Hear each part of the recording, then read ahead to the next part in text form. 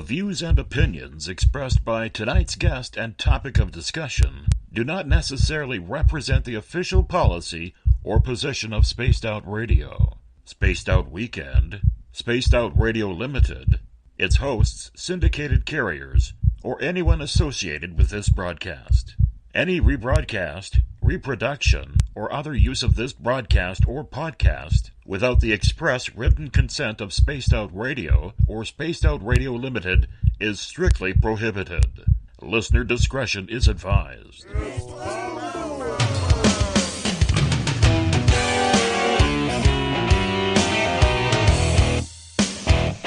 Bumblefoot.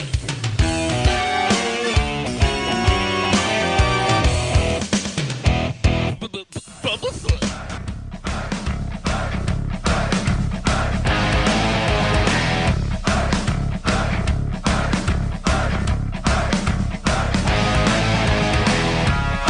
Are you experienced?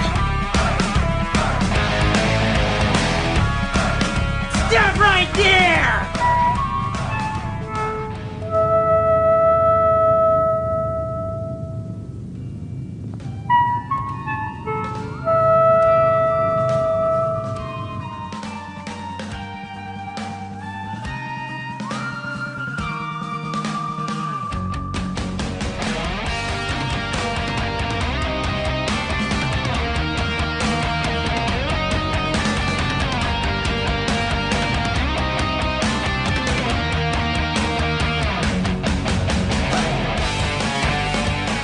From high atop the mountains of British Columbia to you listening around the world, this is Spaced Out Radio with host Dave Scott. They let us play with all our toys. They let us think that we're big boys. They let us make the louder noise, but women rule the world. They let us think we're Superman. You can follow us on our website, spacedoutradio.com, on iTunes and TuneIn. Follow Dave on Twitter at Spaced Out Radio, on Facebook at Spaced Out Radio Show, or on our YouTube channel, Spaced Out Radio Show. I try to act so cool, but you know I'm just a fool for you. For you. I will stop till I reach the top just to be there with you. Dave, oh Dave, are you playing with Bigfoot and aliens again? Dad, you gotta stop haunting the ghost. It's scaring them. All right, seriously, put down the pointy sticks. Oh, the deeper I fall. Okay! Game on! Game on! Game on!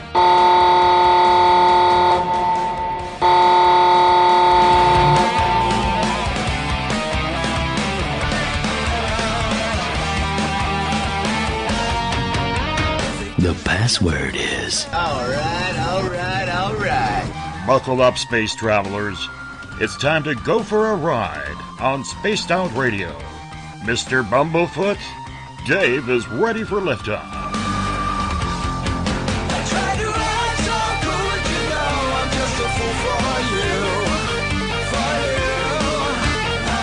you. Seriously, Dave? Really? Aren't you a little old for a tinfoil hat? Hello, Toby. Bye-bye. Love you. Bye-bye. Tickets, please take your seat above us. We will be able to prepare for takeoff.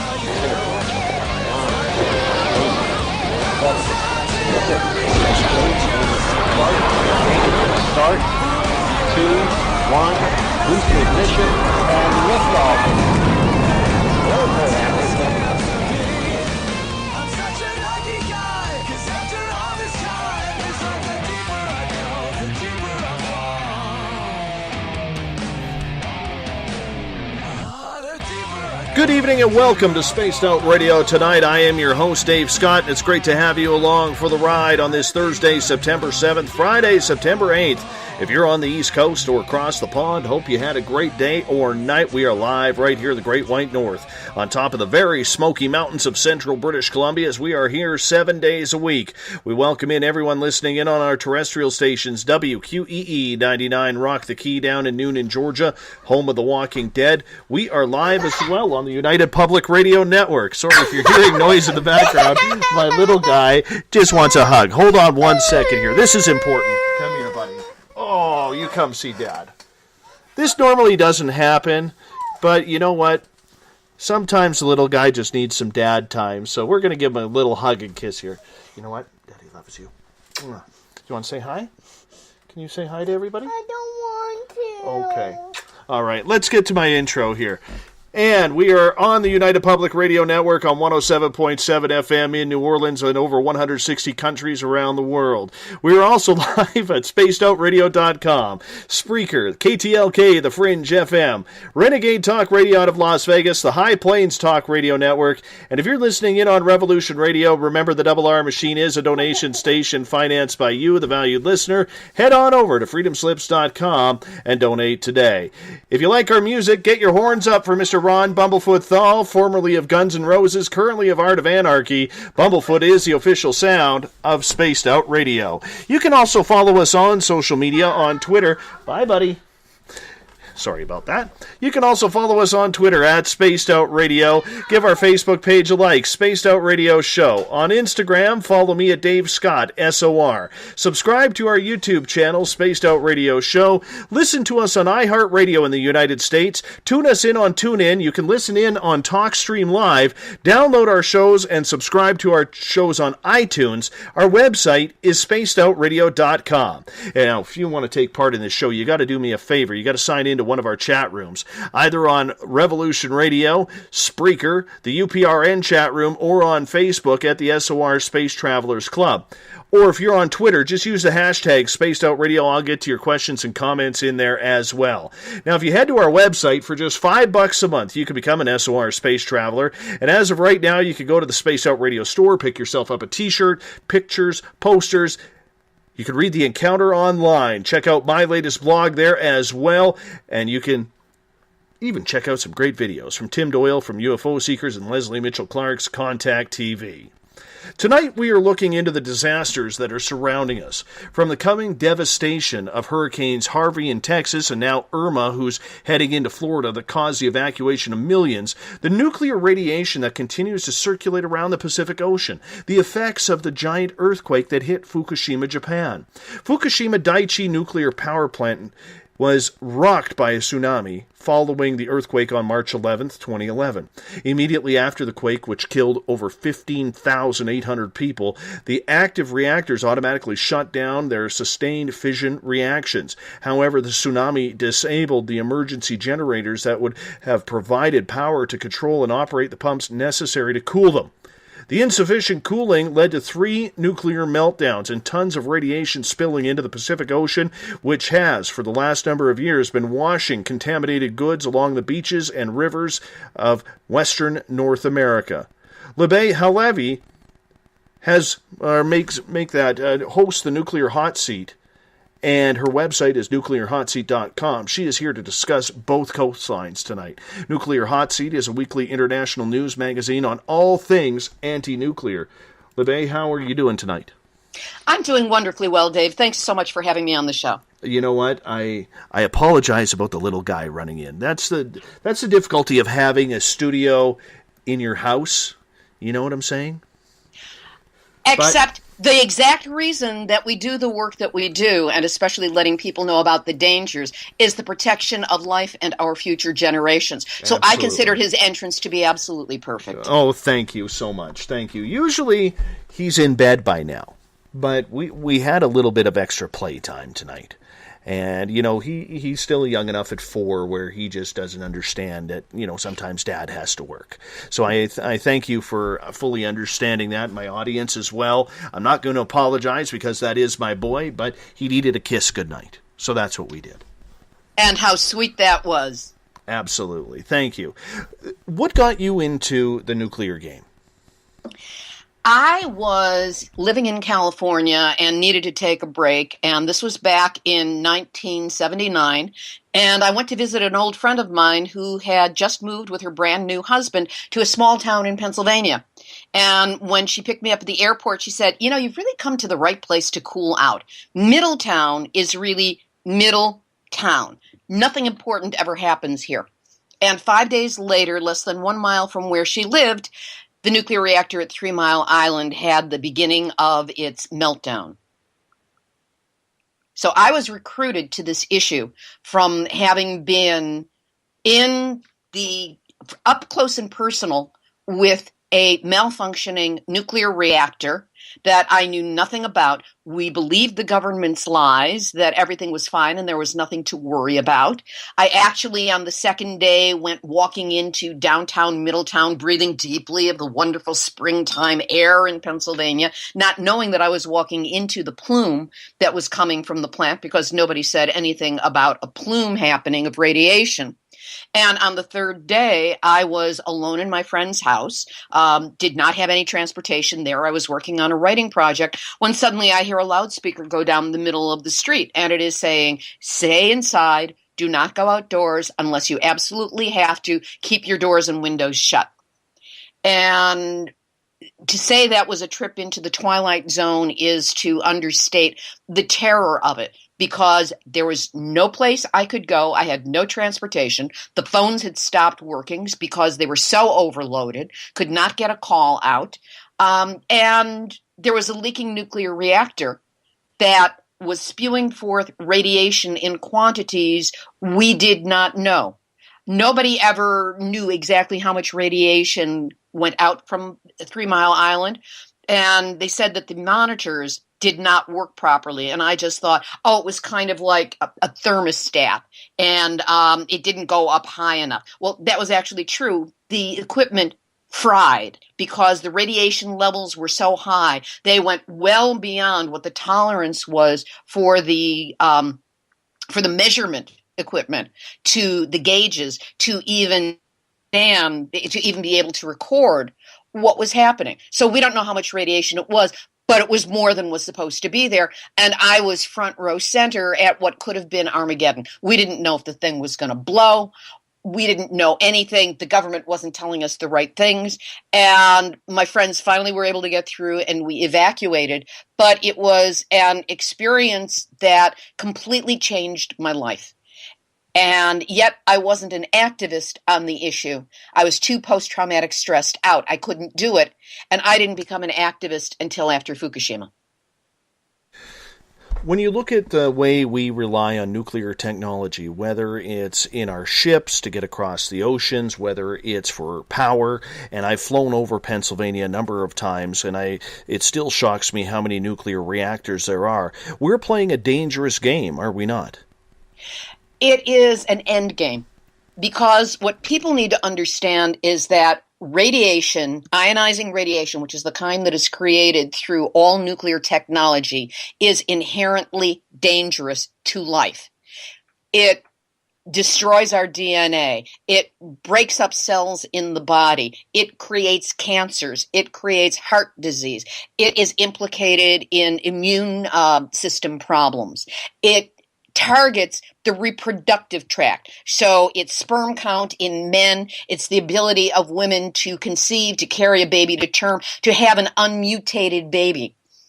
And without us having some control and some way of neutralizing radiation, the amounts keep building up. They're cumulative over a lifetime. Everything from the dental x-ray you get to any kind of radiation treatments you get, to what you get exposed to if you happen to be in proximity to some nuclear site, which unfortunately so many of us are, simply because there are so many sites that have never even been registered that we don't know about, and suddenly you find out you're living in a subdivision in North St. Louis that you thought was a nice place to raise your kids, and you find you're 3 miles away or even closer to an illegal dump of radioactive materials. Or you're somewhere in Canada and you find out that the uranium that was mined in northern Saskatchewan came down the river on barges near your area, or it was picked up by the wind from the dust and the tailings that are never taken care of,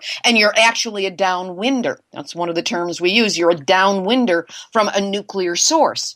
But because this isn't tracked by government, because we do not know this information going in to be able to make logical decisions about where we're going to live and how we're going to live, we suddenly find that there are illnesses showing up that maybe never occurred in your family before, or there are clusters in your neighborhood. And it takes people figuring out the nuclear connection, because you will never get it from government. You will never get it from the nuclear industry. What they are invested in is making a lot of money, not cleaning up their mess, and never telling the truth about what it is they have done. Nor do they ever say, gee, we're sorry, what can we do to make amends? Now, let's start focusing in on the hurricanes right now, because Irma is about to bear down on Florida, just starting. They have 3 nuclear generating sites and power plants in Florida, right on the tip at Turkey Point Nuclear Generating Station. Then you go up a little bit to St. Lucie Nuclear Power Plant, and then up just north of Tampa, we have Crystal River Coal and Nuclear Power Plant. With the hurricane coming in at a Category 5, it sounds like they have shut down all of these nuclear power plants, according to the media. How could we be so sure? First of all, that's an exaggeration. Florida Power and Light did a live-streamed press conference this morning that I watched. They actually asked one of my questions and then said specifically that they wouldn't give an answer to it. My question being, how long does it take to shut down a nuclear reactor? Who actually makes the call as to when it gets started, and when is that decision going to be made? And they just said, don't worry, we'll take care of it, which is not a good answer. The problem with St. Lucie, the two that are really in the path. Crystal River, not so much. They'll be hit, but not probably catastrophically, simply because of where the plant is located up the coast, and it's on the west coast of Florida.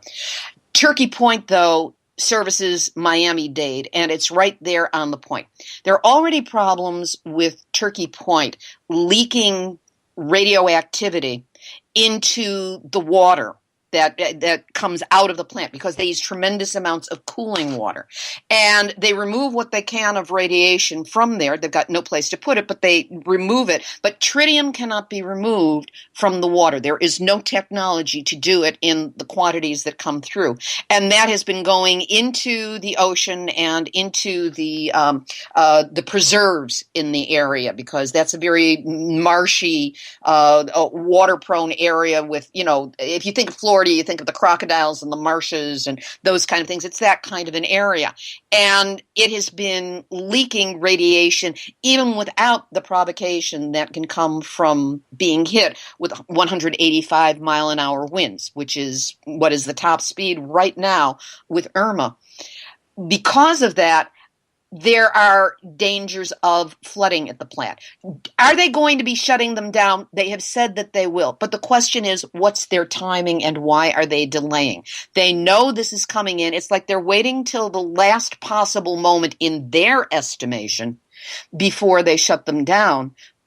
But is it going to be in time to prevent anything from happening? Even if it is shut down, then you've got the physical plant, the physical facility that is sitting there with 2 nuclear reactors. It's raised some distance above the ocean, but with global warming, with climate change, the rise of the oceans, the rise in the temperature of the oceans, which is part of what's feeding these mega hurricanes that we have got, the storm surge is going to be tremendously high.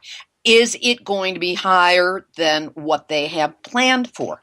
This is one of the problems that is facing us with St. Lucie. I just did 2 programs on Nuclear Hot Seat 2 weeks in a row on hurricanes. The first one focusing on Harvey. This last one that posted yesterday went up, and it was about Irma.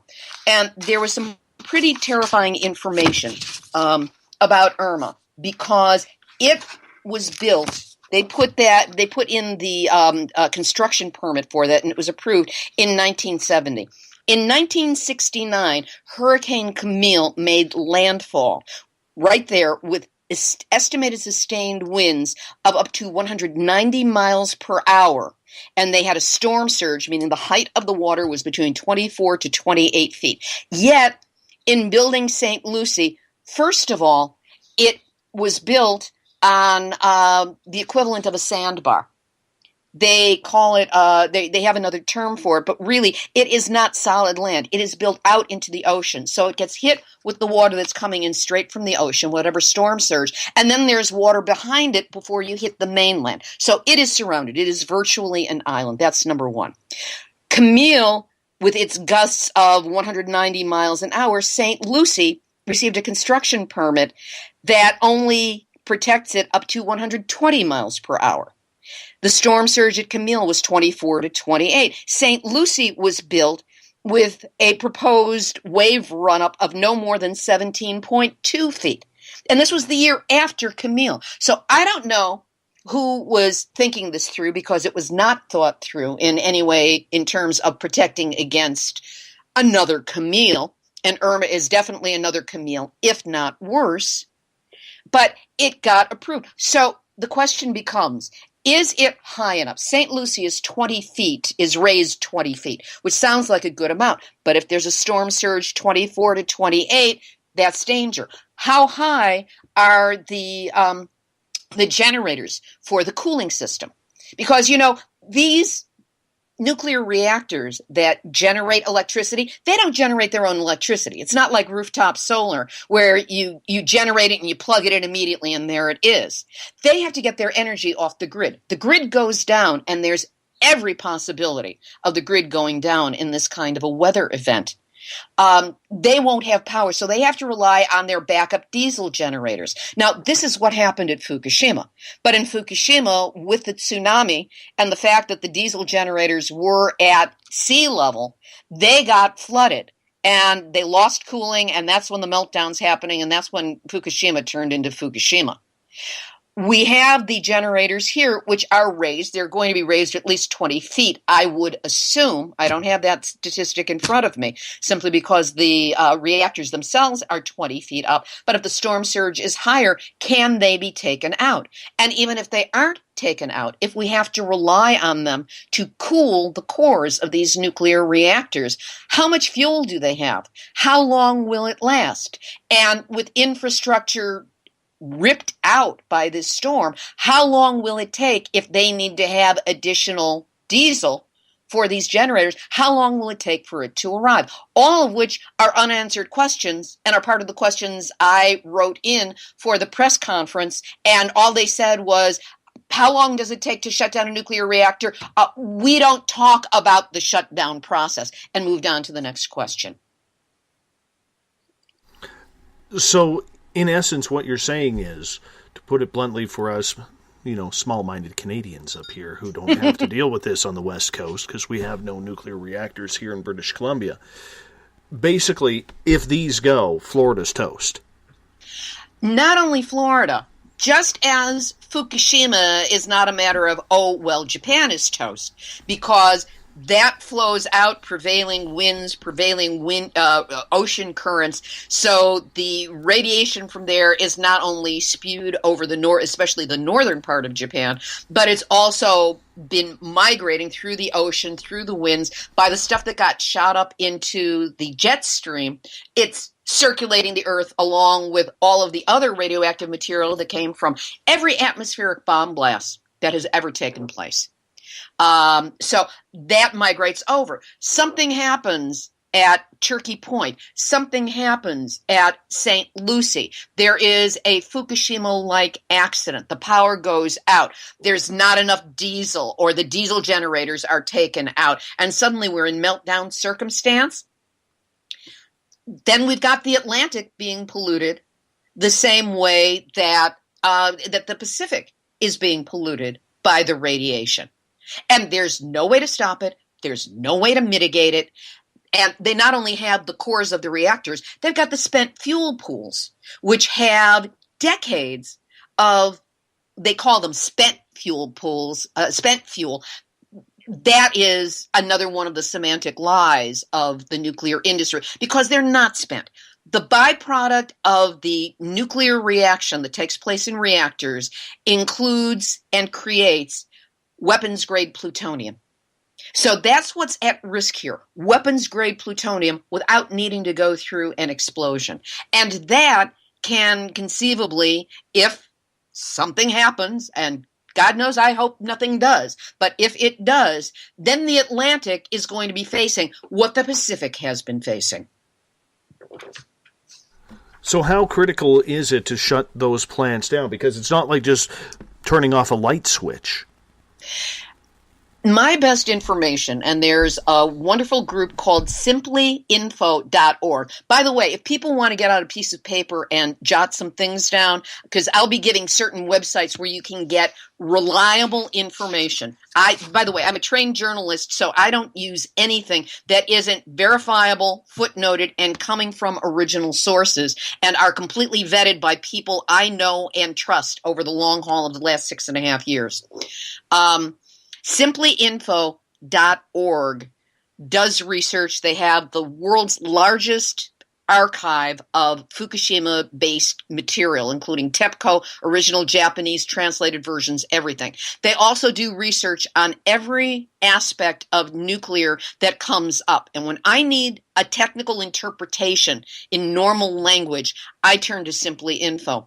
And what they told me is that it takes approximately 12 hours for a controlled shutdown to take place. So in other words, if they are expecting landfall at 8 o'clock in the morning in Miami-Dade this Saturday, they would have to start no later than 8 o'clock at night on Friday.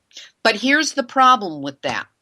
It's not the Nuclear Regulatory Commission that calls the time for the shutdown. This is completely the space and the call of the operator of the nuclear plant.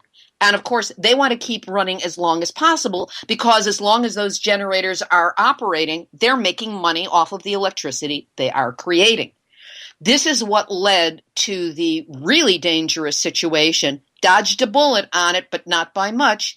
A really dangerous situation at Texas, the South Texas project, which is where there are 2 nuclear reactors just off the coast, the Gulf Coast in Texas, next to Bay City, where they had that horrific flooding just last week from Harvey. And the decision was made there by the operators that they were going to run at 100% power through the entire storm. And they did. Now, they will not come forth with any information. We again know from Simply Info, which got satellite photos from UC Davis, that there was tremendous flooding on site. Fortunately, the reactors were elevated. In that case, they were elevated by 6 feet. And they were not impacted by it. But the roads are completely flooded, so nobody can get into or out of the site. Or it may have gotten better by now, but this is the way it was. The grounds were flooded. There were buildings that were inaccessible. We don't know what was in those buildings. If they had needed supplies from them, if they needed anything, they wouldn't have been able to get there. So they were under flood. But they, in their arrogance, not only kept running at 100% power through the entire thing, they've been bragging about it, when we will never know how close they came to perhaps something going wrong. And we know things were going wrong there. We just haven't had anybody clear of the facility to, shall we say, blow a whistle and let us know exactly what was happening. So they're going to have to shut them down. But the company, Florida Power and Light, which owns both St. Lucie and Turkey Point, is the one that's going to be making the decision. They get to make the call. Our government, the Nuclear Regulatory Commission, whose motto is protecting people and the environment, is doing neither. They're just there to keep track of what's going on the inside of the plant and provide some advice or some assistance or whatever. But they don't make the call. And how far in advance is far enough in advance? Right now sounds like a really good idea to me. Do you think then that they were responding too late, knowing that they've had pretty much a week to, lead up to Irma and even Hurricane Harvey heading to Texas with the nuclear power plants there? They still had time to prepare any type of shutdown or emergency scenario, so that way there would be no damage to the sites. Here's the thing. they can prepare, and I have to say that nuclear engineers, the people who actually work in these places, are tremendously conscientious. They are doing their jobs. They happen to be working with an extremely dangerous technology and have bosses who do not necessarily think long term. They like their profits. The profits on a nuclear reactor are approximately $1 million per day per reactor. That's a lot of money to be able to pay your people and to throw around to protect your position. I'm sorry, I completely got off track with that one. Well, you bring up a good point. You do bring up a good point, though. It is about making money. They are corporate, and making $1 million plus a day on energy usage is something that they are in business for. However, from what I'm hearing from you, it doesn't sound like there is really a lot of communication from the government, whether it's the governor, the senators, or the president himself, to shut down these plants for the sake of safety and protecting the land. And I'm not going all environmental here. I'm talking the land that people's houses are on, where people live and go to work in cities and metropolises like Miami or even Houston for that matter. There's a lot on the line here if there is really no emergency program that is being followed from a governmental level down to these corporations. You see, the arrogance is that they think they have done this because they've run different drills, they've done different protections. They've covered all the scenarios they can anticipate. But what about the scenarios they haven't anticipated? Nobody thought there would be a 9.0 earthquake off the coast of Japan. Nobody thought it would create a tsunami, and nobody thought that a tsunami was going to go smack into a whole set of nuclear reactors, causing the mess that exists at Fukushima. All of that was unprecedented. Never happened before. Well, who knows what unprecedented event can happen? It is always best in any emergency situation to err on the side of safety. It's just common sense. I mean, this is what our mothers tell us when we're growing up. Better safe than sorry. So wouldn't it be better if we played a safer game with this? Which, for me and my taste, it would be shutting them all down and then put the world's resources to work on figuring out what we're going to do with the waste we've created that we have no place to put and no way to neutralize. We've really painted ourselves in a corner with that one. But for this situation right now, why don't you take prudently, well in advance, every possible protective stance that you can take for the well-being of the people? And to answer the beginning of your question, no, there is no governmental control over this. The NRC is supposed to be in that position. But the joke is that we don't call it the Nuclear Regulatory Commission, we call it the Nuclear Rubber Stamp Commission, because 90% of the funding for the NRC comes from fees that they extract from operating nuclear reactors. In other words, 90% of the money to run the NRC comes from the nuclear industry. And for those commissioners who are at the NRC, they know that as soon as their 5-year term is over, as long as they have done the bidding of the industry, they've got $1 million jobs waiting for them with every perk they can possibly imagine. So it's a captured agency. They will not contradict their corporate owners. And that puts we, the people, at the mercy of a really big storm and people who are operating in a way that they may consider competent and they may consider prepared, but that always leaves space for what if. And the last thing you want to face with a nuclear situation is what if that one thing they haven't thought about, that impossible little thing, goes wrong and suddenly throws a curveball into the whole process. Best case scenario with Hurricane Irma, what happens? Best case is it makes a U-turn and heads back out to the ocean and spends itself there. Failing that, it, for whatever atmospheric reasons, and this is all on a storm, right? The storm diminishes. Next to that, if it hits these facilities and landfall, that it doesn't create a catastrophic situation. which of course will then allow the nuclear industry to be able to brag, as they've been bragging about what happened with Harvey down in Texas, saying, we ran it 100% all the way through. Nobody bothers to say, you're idiots for doing it. Here, if they want to, they'll be able to say, see, and we're the bulwark of power when solar doesn't operate. But it's such a false argument, because this is the deadliest material on Earth. These things manufacture weapons-grade plutonium as a byproduct and then store the stuff on site in fuel pools with nowhere to put them, no place to ultimately store them. The few storage solutions are not solutions. They're just setups to kick the problem down the road for as short a period of time as 20 years. And then we have to deal with the consequences. And the consequences are not pretty. You can see it in cancer rates that are clustered and increasing for those who live in proximity with nuclear reactors or nuclear dump sites or uranium mines or the manufacturing sites or the places where we've tried to concentrate the waste, like Hanford in Washington, which isn't that far away from Canada, or in Canada itself up at Chalk River, where they are proposing an enormous waste dump that's just going to be a pile of waste with a lot of dirt on top of it, and it's very, very close to the Ottawa River. Or they're proposing Bruce Power, which is just off the shore of Lake Huron. They're proposing doing a waste dump there, which is less than 1 mile away from the shores of Lake Huron, which is one of the 5 largest bodies of fresh water in the world, all of which are connected to each other. So anything that happens to one ultimately happens to all of them. They're saying, yeah, we'll bury our high-level waste here because it's right on their property, so they don't have to truck it very far. It's cheaper for them to do it that way. But what risk, long-term risk? Plutonium has a half-life of 24,000 years.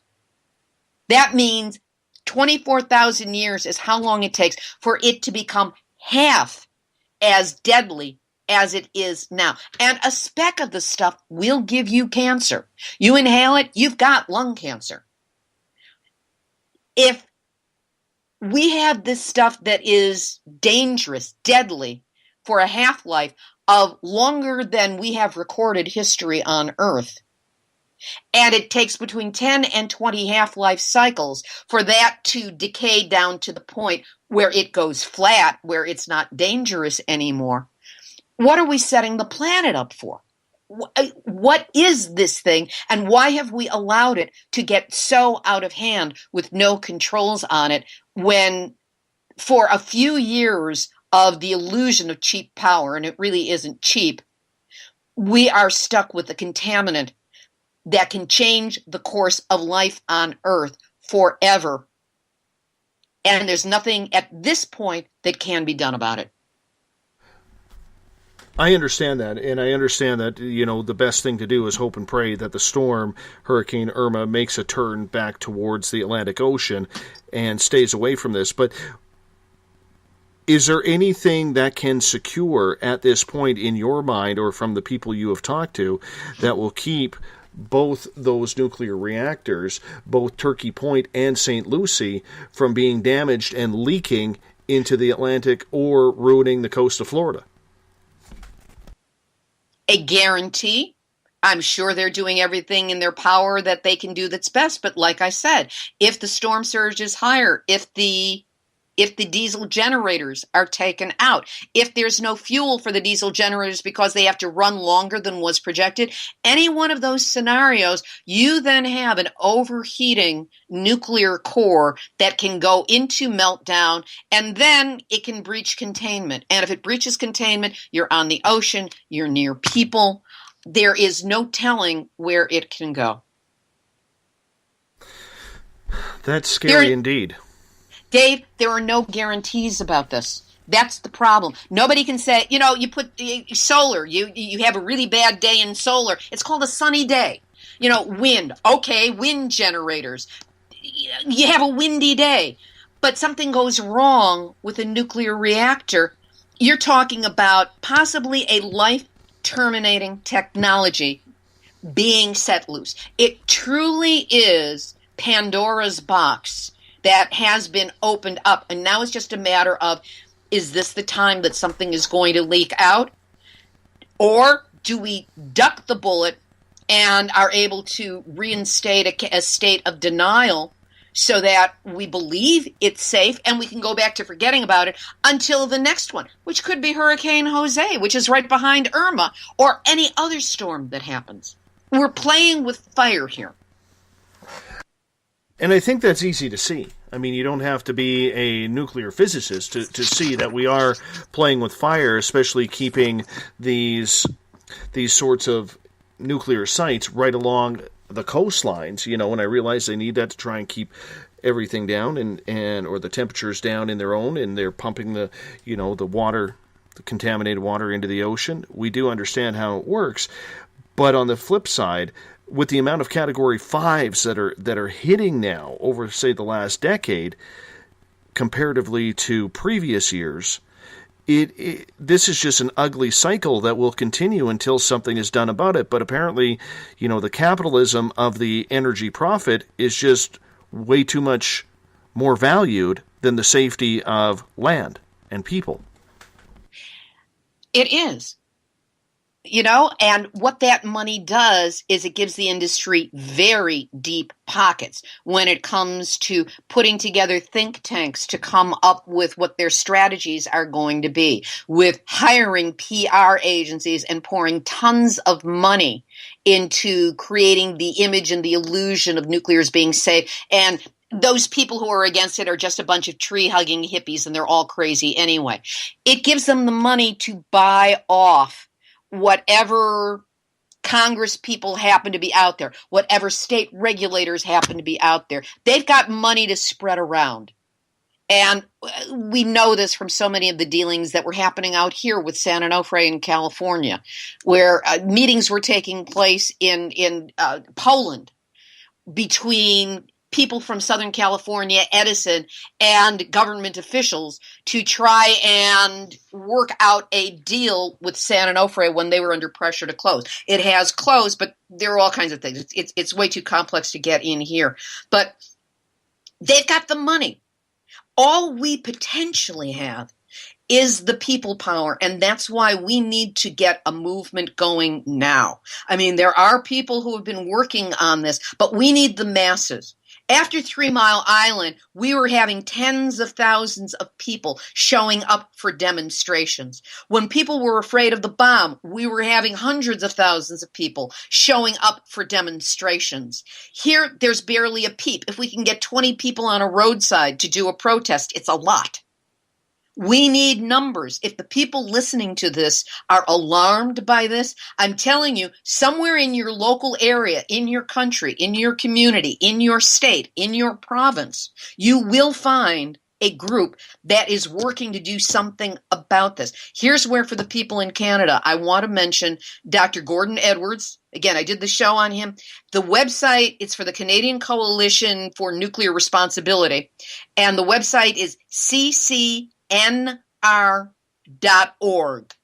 Go there, check it out, find out what you can do, because we need action on this, and it's not going to come top down. It will never come top down. It will only come from the people up.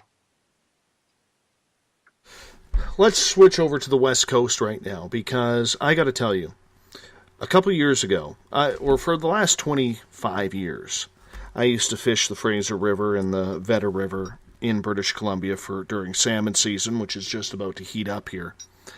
And then Fukushima happened. And I'm not a fish eater, but I used to take the odd fish for somebody in my family who would come through and say, hey, I want a coho, or I want a spring salmon. So I would take the odd one, but I'm not a fish eater myself.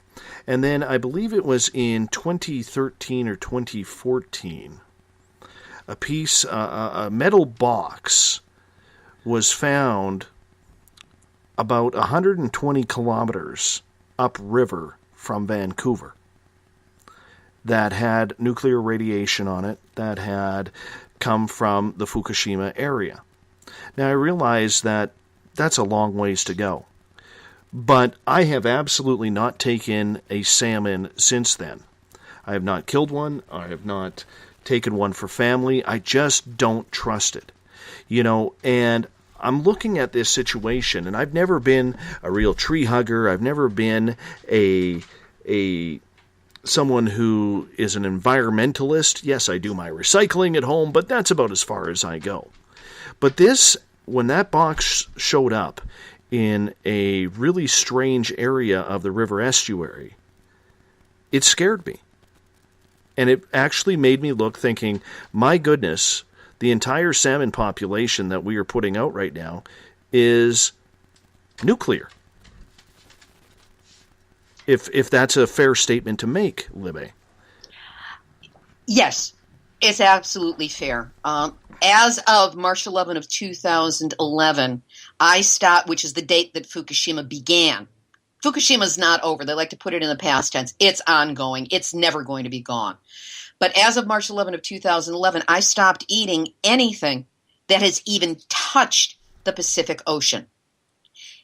Salmon was one of the first that I knew about because I loved salmon. That was like a huge treat in my diet.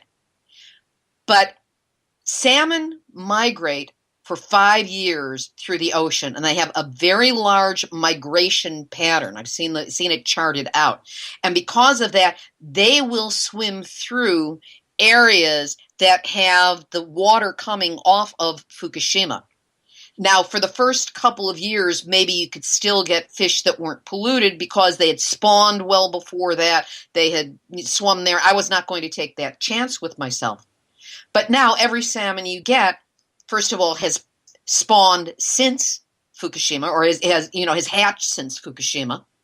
And it has been swimming around in the ocean, which is contaminated with, we don't know how much radiation. Why do we not know how much radiation?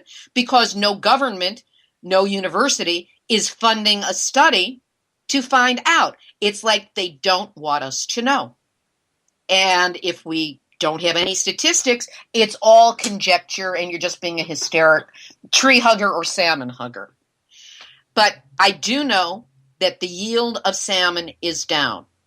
That smaller fish, the yield is way down. Things like mackerel and sardines have virtually disappeared. There are canneries, native canneries, that have had to shut down because they don't have enough fish to justify the operation. And this comes because Dr. Helen Caldicott is the mother of us all in this movement. As she explains it, the radiation is taken up by the tiny celled animals that are out in the ocean, by the seaweed, by the krill, by the small things. And then it gets eaten, and so they've got a tiny bit of radiation, but then they get eaten by a slightly larger species, and they get eaten by a slightly larger species. And what doesn't kill them directly will kill whatever takes them in if they're taken in enough amounts. And that's why we're seeing this steadily increasing die-off in the Pacific Ocean of so many different species. I think if you checked with people in Canada who are familiar with the salmon industry, they will tell you that yields are down, way down, because the fish are dying. Or perhaps there has been damage to the reproductive system so that they're not producing the eggs, they're not able to spawn. Or if they do spawn, not as many eggs are hatching. So that this is the slow motion breakdown of the life cycle of salmon.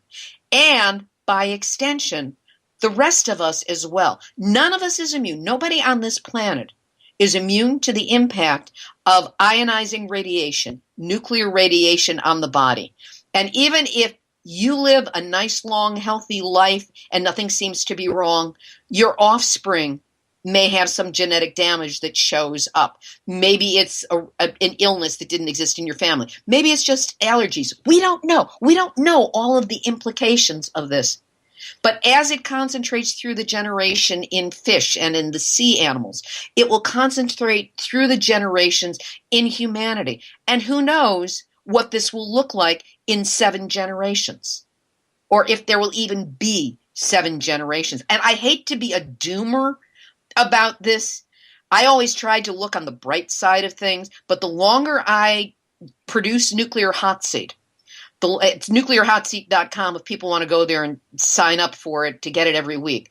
The the longer I do this show, the more I look at it as really an end game, a zero-sum game, the nuclear industry and what it has already done to this planet.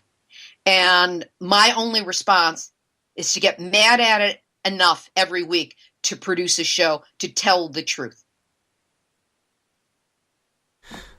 With that truth that is coming out, how do we fix this problem? Or is it because Japan for so long was denying it was as ugly of a scenario as it currently is that we don't know the full effects pertaining to the radiation that is leaked into the ocean? Well, the ocean is not the other problem.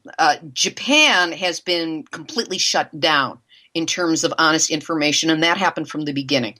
When Fukushima first happened, if anybody went into one of the hospitals or to the doctors and said, I have this problem because of radiation, they were told flat out, you cannot say anything is because of radiation. If you do, you cannot see a doctor. They do all kinds of manipulation around the information because they're trying to protect, among other things, the 2020 Olympics. Please, nobody go to the 2020 Olympics, and if you know somebody who is an athlete who is training for the Olympics, tell them don't do it. Don't go there, not if you want to have a normal lifespan and be healthy for the entire time. With the radiation that has been going into the ocean, as I said, right now, not only is there no way to remediate radiation, there's no way to neutralize it. And you cannot dilute it. When people say dilute radiation, think disperse radiation. Because when something's diluted, it's made progressively weaker. But with radiation, all you need is one whatever that particle is that comes off of it. One of those going out and intersecting with one of your cells and your DNA in one place, and this single radioactive element in some period of time, anywhere from 2 to 90 years, will create a mutation. And that mutation can lead to cancer. You can't prove cause and effect because of the timeline on it, but all you need is that minute level of exposure, and already something has been compromised about your health. And you won't know what it is until it plays out, and when it does play out, you'll probably forget that maybe you had this kind of exposure. But it's deadly stuff. So the first thing, if you're asking what can be done, number one, shut down every nuclear reactor immediately. Immediately. Secondly, if you're going to do storage in casks, don't do as we have done here in the stupid United States, which is to approve casks that are only 5/8 of an inch thick stainless steel with no way to monitor them, no way to check the insides and find out what's happening, no way to fix them if anything goes wrong, so they're an accident waiting to happen, and they're only approved for 30 years. This stuff is deadly for 24,000 years as the half-life. So don't do that. In Germany, at least, they put them in steel, and then they put them in between 10 and 20 inches of concrete, and then they put them in a concrete bunker, so that at least there's some isolation there. And even that's only good for about 100 years. In Finland, they bury it deep underground, and they are prepared to take care of it for thousands of years because that's what the local communities are dedicated to. We do nothing like that here. We're very cavalier. And Canada as well. You're cavalier as well with this and not doing the proper protection. But what really needs to be done is an international crash down with full funding like the Manhattan Project, which created this monster to begin with, the nuclear bomb, but use it instead to discover a way to neutralize the radiation, to make the danger of this go flat. There have been rumored processes that I ran down something called the Roy process. Some people talk about this. I believe it was an inadvertent hoax that happened by some well-meaning people who thought they had found something, but it's never shown up. We have no way of changing plutonium into anything else without creating more deadly waste than we started with to begin with. So we need to get all of the scientists, all of the engineers, all of the brilliant kids with their garage band equivalents, if they're in the sciences, put as much money as currently is put into the military budget on the let's neutralize nuclear radiation budget, and give a huge end product prize of like $1 billion to whoever the person, the team, the company, the entity, the school, whatever, can come up with a scalable model of a technology that will turn deadly radiation into something that does no harm.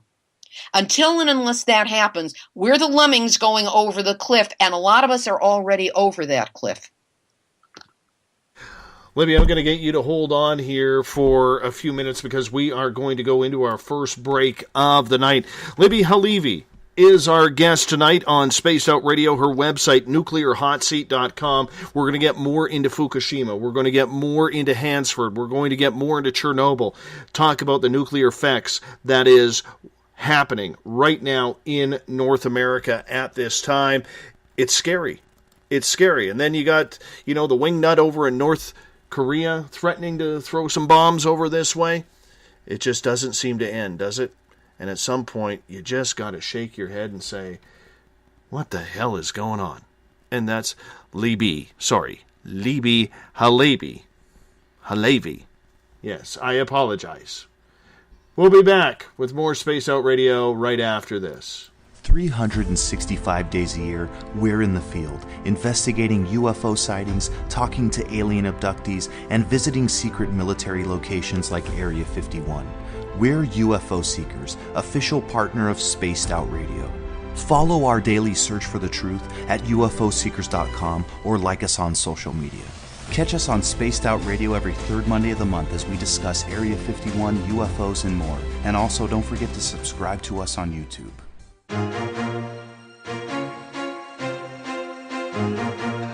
From coast to coast to coast, Blacklight Uncharted is taking on the paranormal across Canada. From ghostly hauntings to the UFOs flying above in conjunction with MUFON Canada, we're closely investigating what's going on in the northern skies and checking out the apparitions that walk among us. Check out our videos right here at spacedoutradio.com. We want to know your thoughts, we want to hear your experiences, and we want you to share your stories. The answers are out there, and we intend to find them.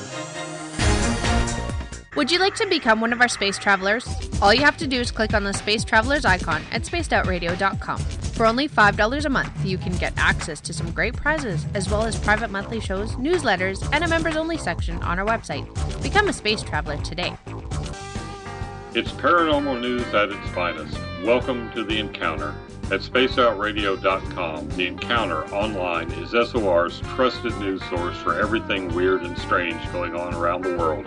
This is news editor Eric Markham. Our team of journalists are scouring the planet for those strange stories that rarely make the mainstream. No fear-mongering or fake news here. Head over to spaceoutradio.com and encounter The Encounter.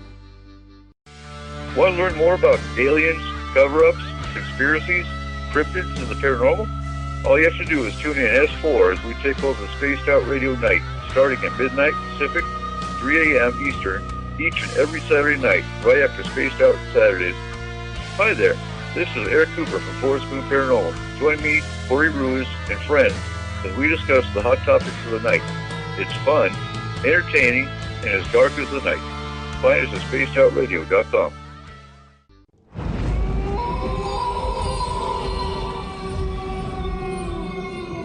Hey, this is Canadian Paranormal Investigator Mike Moore. The third Wednesday of every month, I'll be teaming up with Dave Scott to bring you Ghosts of the Great White North. Each month, we will bring on guests from across Canada to discuss their ghostly encounters. Canada is a paranormal hotbed with stories you've never heard, so we're going to bring them to you. So get comfy on your Chesterfield, grab a donut, and join us, eh?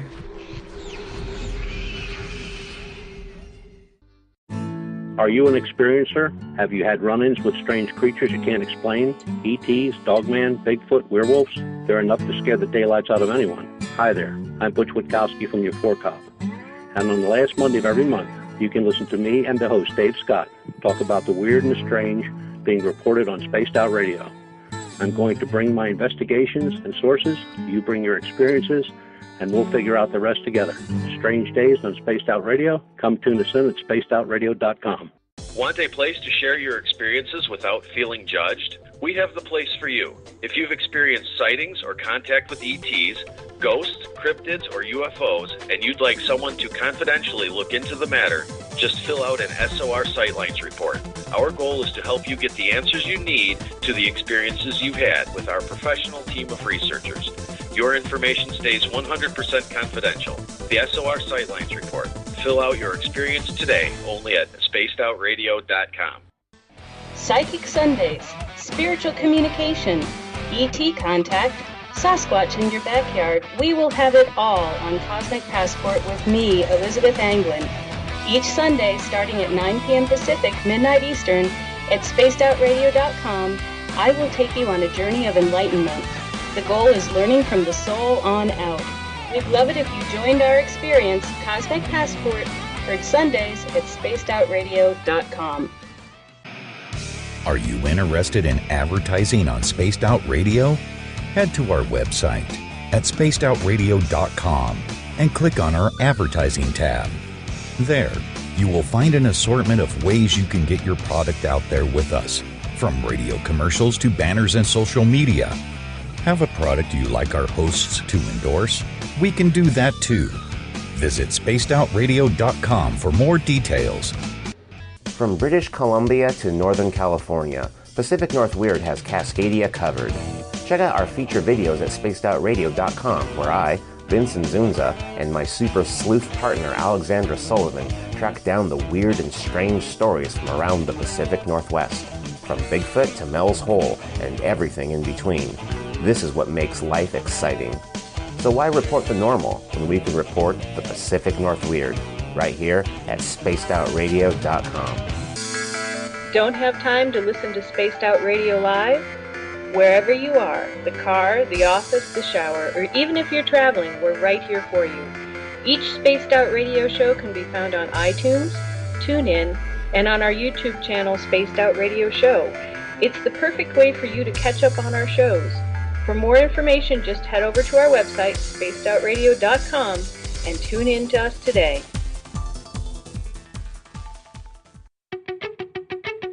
Welcome to Spaced Out Saturdays with me, Dave Cruz from Beyond the Strange.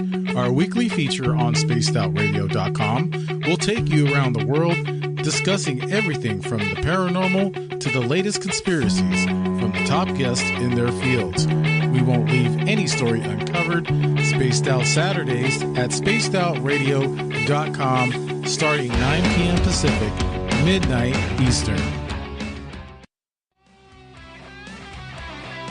The views and opinions expressed by tonight's guest and topic of discussion do not necessarily represent the official policy or position of Spaced Out Radio, Spaced Out Weekend, Spaced Out Radio Limited, its hosts, syndicated carriers, or anyone associated with this broadcast. Would you like to connect with us? Head to spacedoutradio.com for all your latest show info. And hit us up on Twitter using the hashtag SpacedOutRadio. Now, back to Dave Scott and SOR.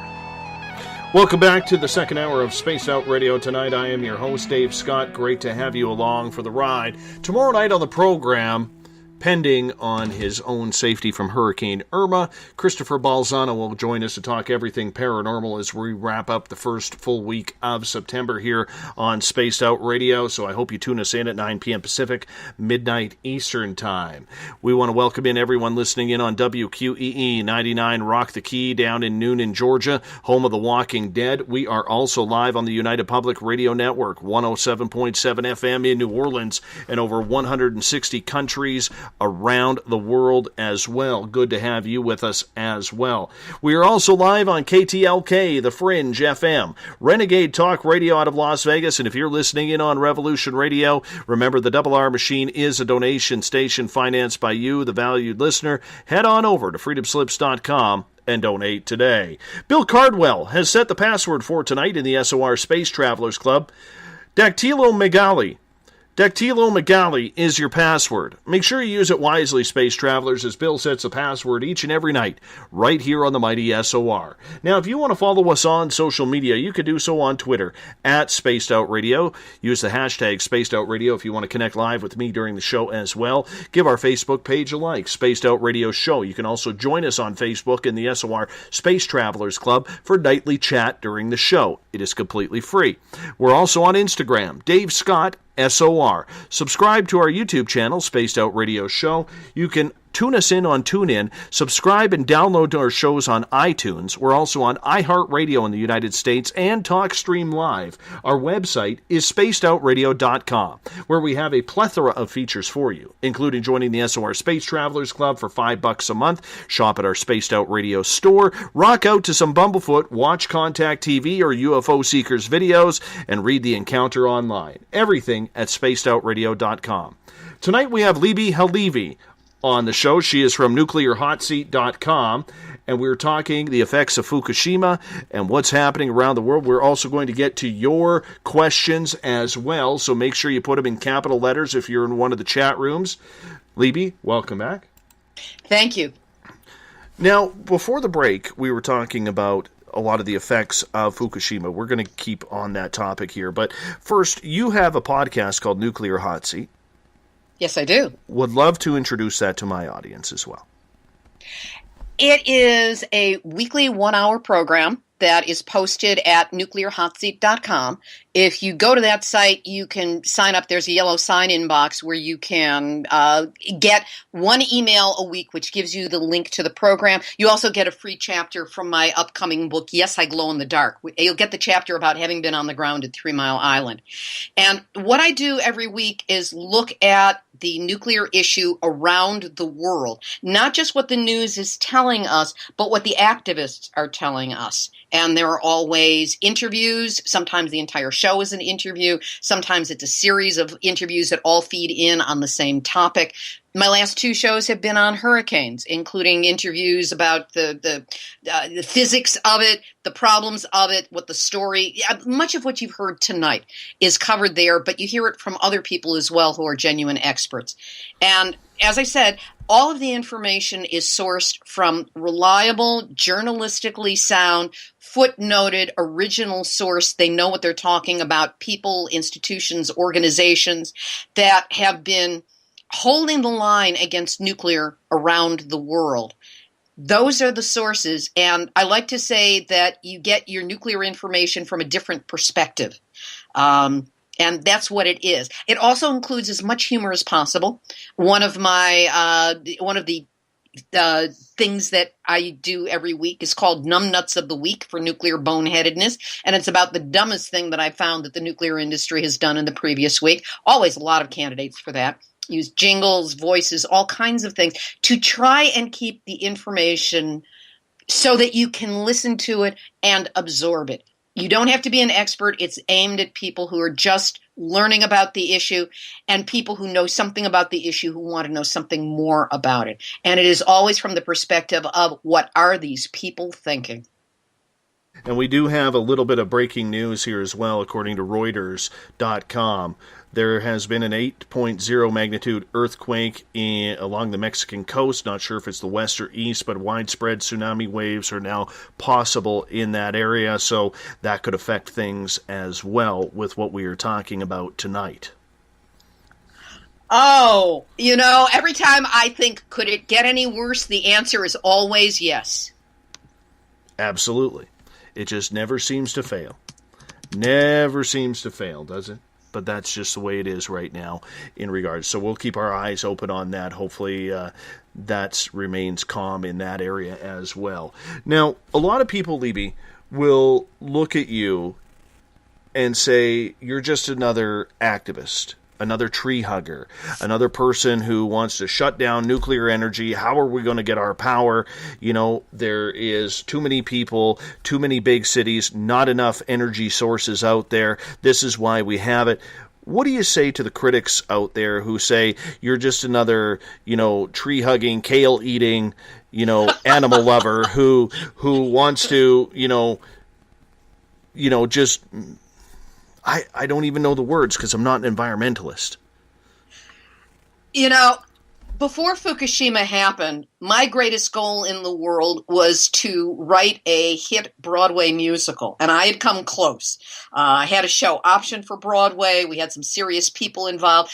It's hard to get a deal together. It's a very, very tenuous field, but I was very good at it, and that was what I wanted to do with my life. I did not want to be an activist. I didn't want to do any of this stuff.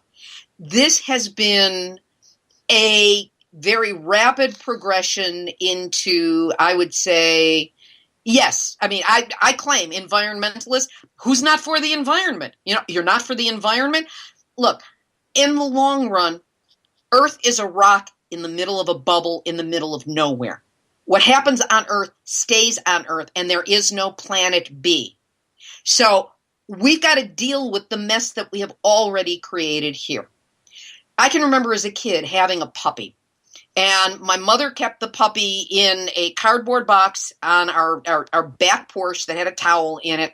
And every time, the first time the puppy did its business in the box, took the dog outside. After that, after it was cleaned up, anytime that dog had to do its business, rather than doing it in the box, it would claw its way out because it didn't want to be stuck with its own mess.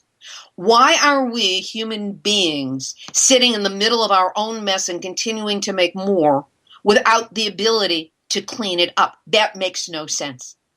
And as I looked not just at Fukushima, but as I started following the issues and finding out and reaching out, and I knew virtually none of this information before Fukushima happened.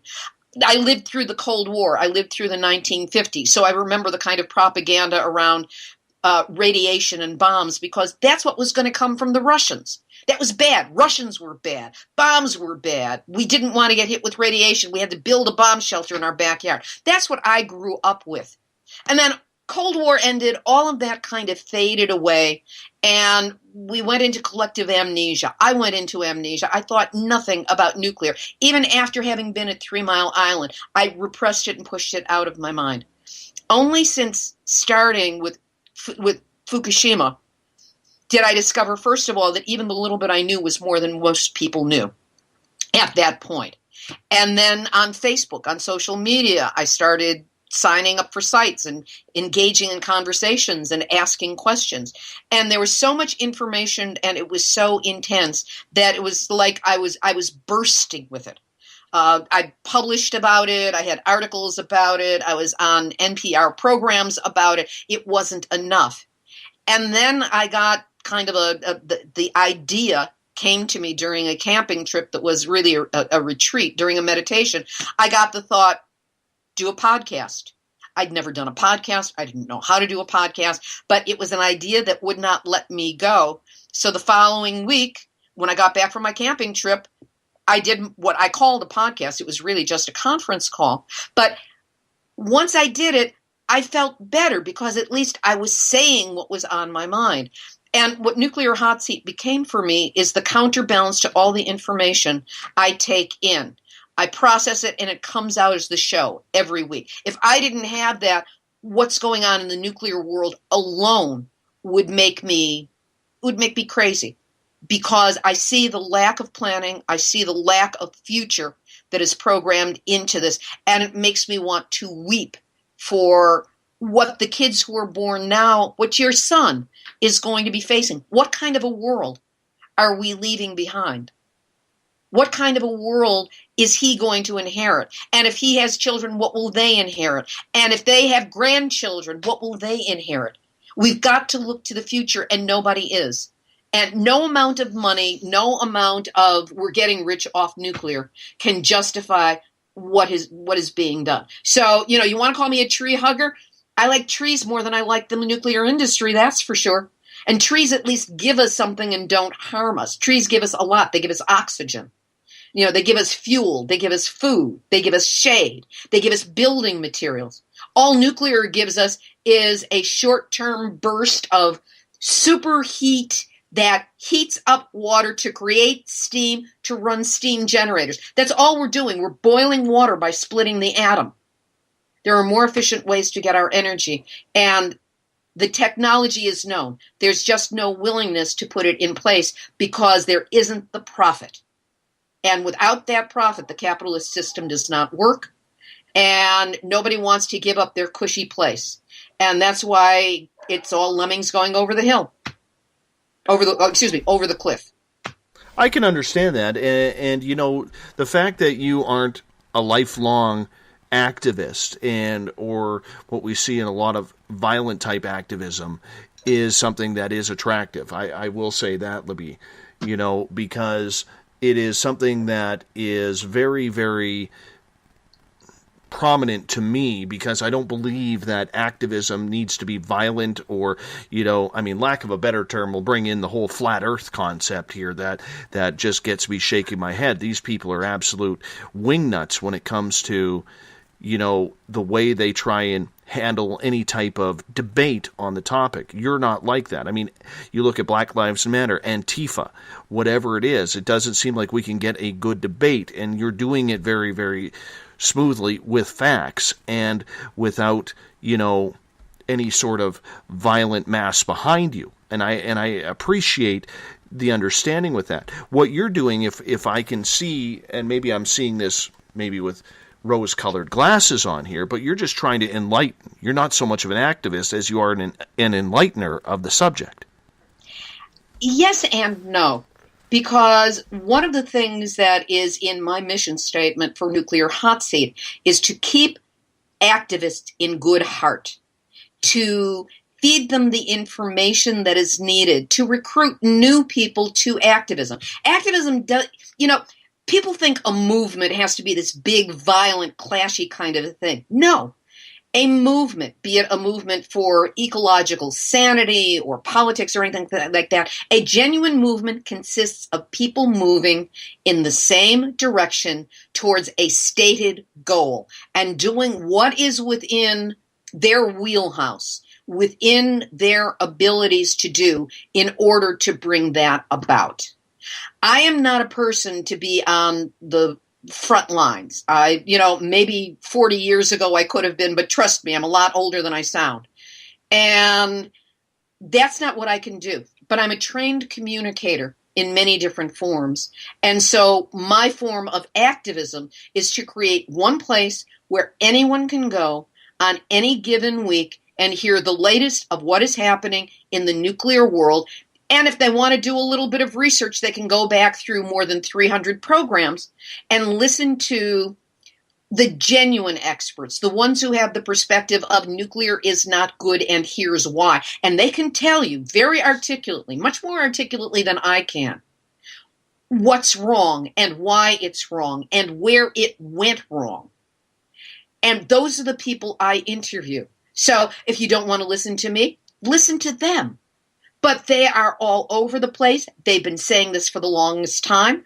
And one of the sayings in our movement is the last thing any one of us wants to be able to say is, I told you so. So, you know, in terms of the stereotype that has been manipulated as to what an activist is, it's just someone who gets active. But, you know, the stereotype is not me.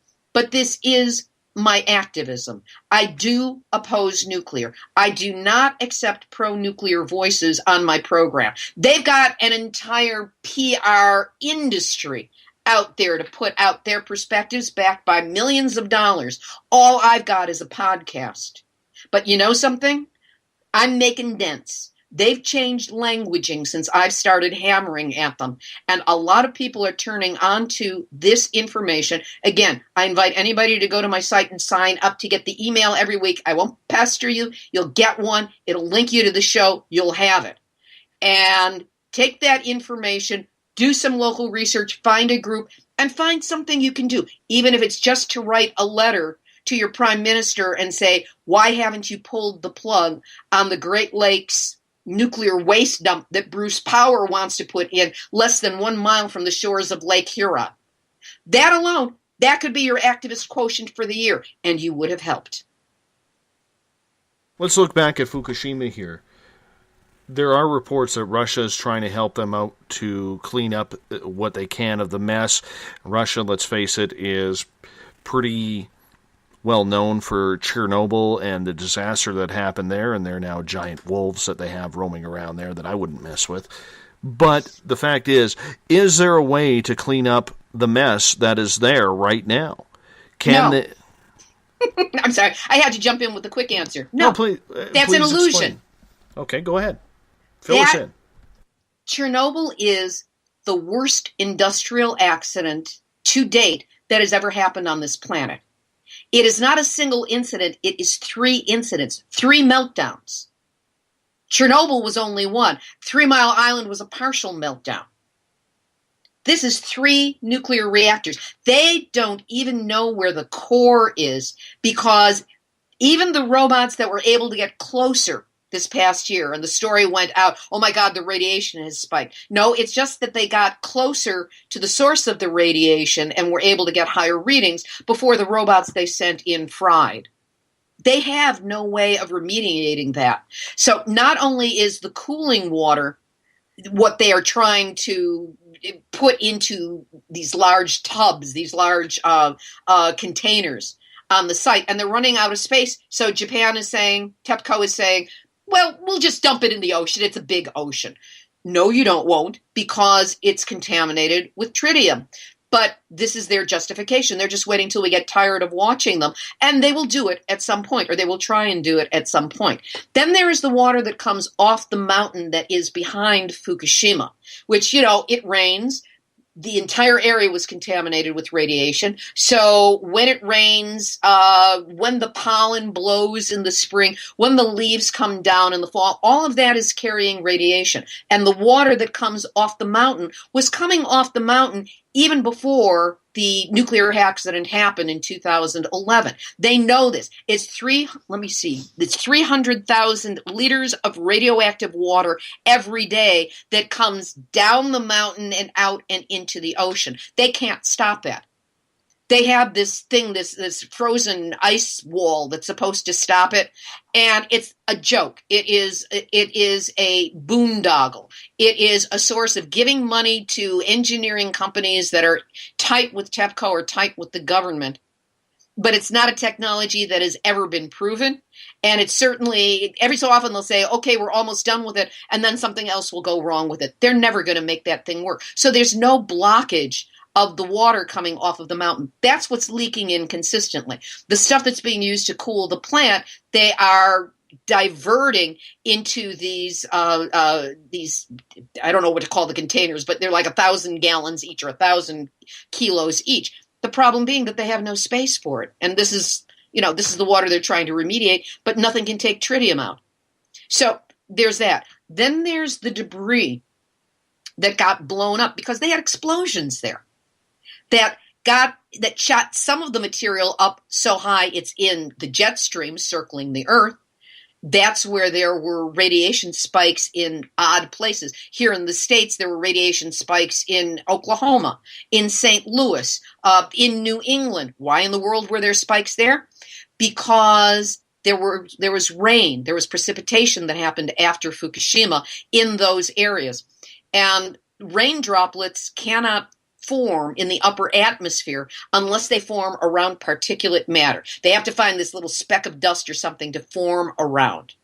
And if it was radioactive material, when the drop formed, when it came down to Earth, be it as rain or snow, it's called a rainout, and that brings the radiation down to Earth. So the rain is potentially dangerous if it coincides with one of these radioactive patches in the jet stream. So that's going around.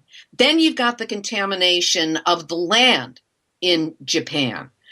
There's an organization, here's another one of the URLs, a group called fairewinds.org, and that's got an E in it. So it's FAIREWINDS.org. They're located up in Vermont. Wonderful organization headed by Arne Gundersen, who is a former nuclear industry executive who got blackballed out of the industry for standing up for safety reasons and ended up with teaching high school up in Vermont before he turned around and founded this little nuclear consulting business, which has now become one of the most important nuclear consulting businesses because he goes around and he tests the actual stuff that's out there, and he does the original research on it.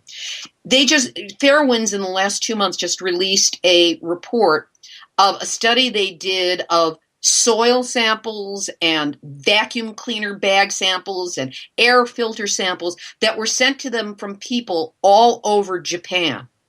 And what they found is that the materials that were collected in people's houses, from their car, air filter systems, just picked up off the side of the street next to the sidewalk in Tokyo, is radioactive enough that in the States it would have to be disposed of as nuclear waste. That's the stuff that's just laying around. And don't get me started on the Olympics, but let's get started on the Olympics anyway. Two things. This is like craziness. First of all, there was an area called J Village, which is where the soccer team, the national soccer team for Japan, used to train before Fukushima. It's only something like 12 kilometers, which is about 7 or 8 miles away from the Fukushima Daiichi site. And that was where TEPCO, Tokyo Electric Power Company, housed their workers. It was a staging area for them. They used it for all of that. Well, in the last year, they have removed all the people from the staging area, and now they're buffing up the grounds because that's where they're going to be housing athletes. They're going to be doing the preliminary heats of, I think it's softball and soccer. And this is where elite athletes who are going to be running hard, exercising hard, breathing deeply, only 12 miles from Fukushima Daiichi. That's one thing. Here's the other one. There's a new sport in the Olympics that will be coming into play as of 2020. Surfing. Surfing in the Pacific Ocean off the coast of Chiba Prefecture, which is south of Fukushima. It's about 150 miles south of Fukushima, which sounds like it might be safe. Do you know that there are still at least 5 nations in the world that will not import fish from the waters off Chiba Prefecture because of radiation concerns?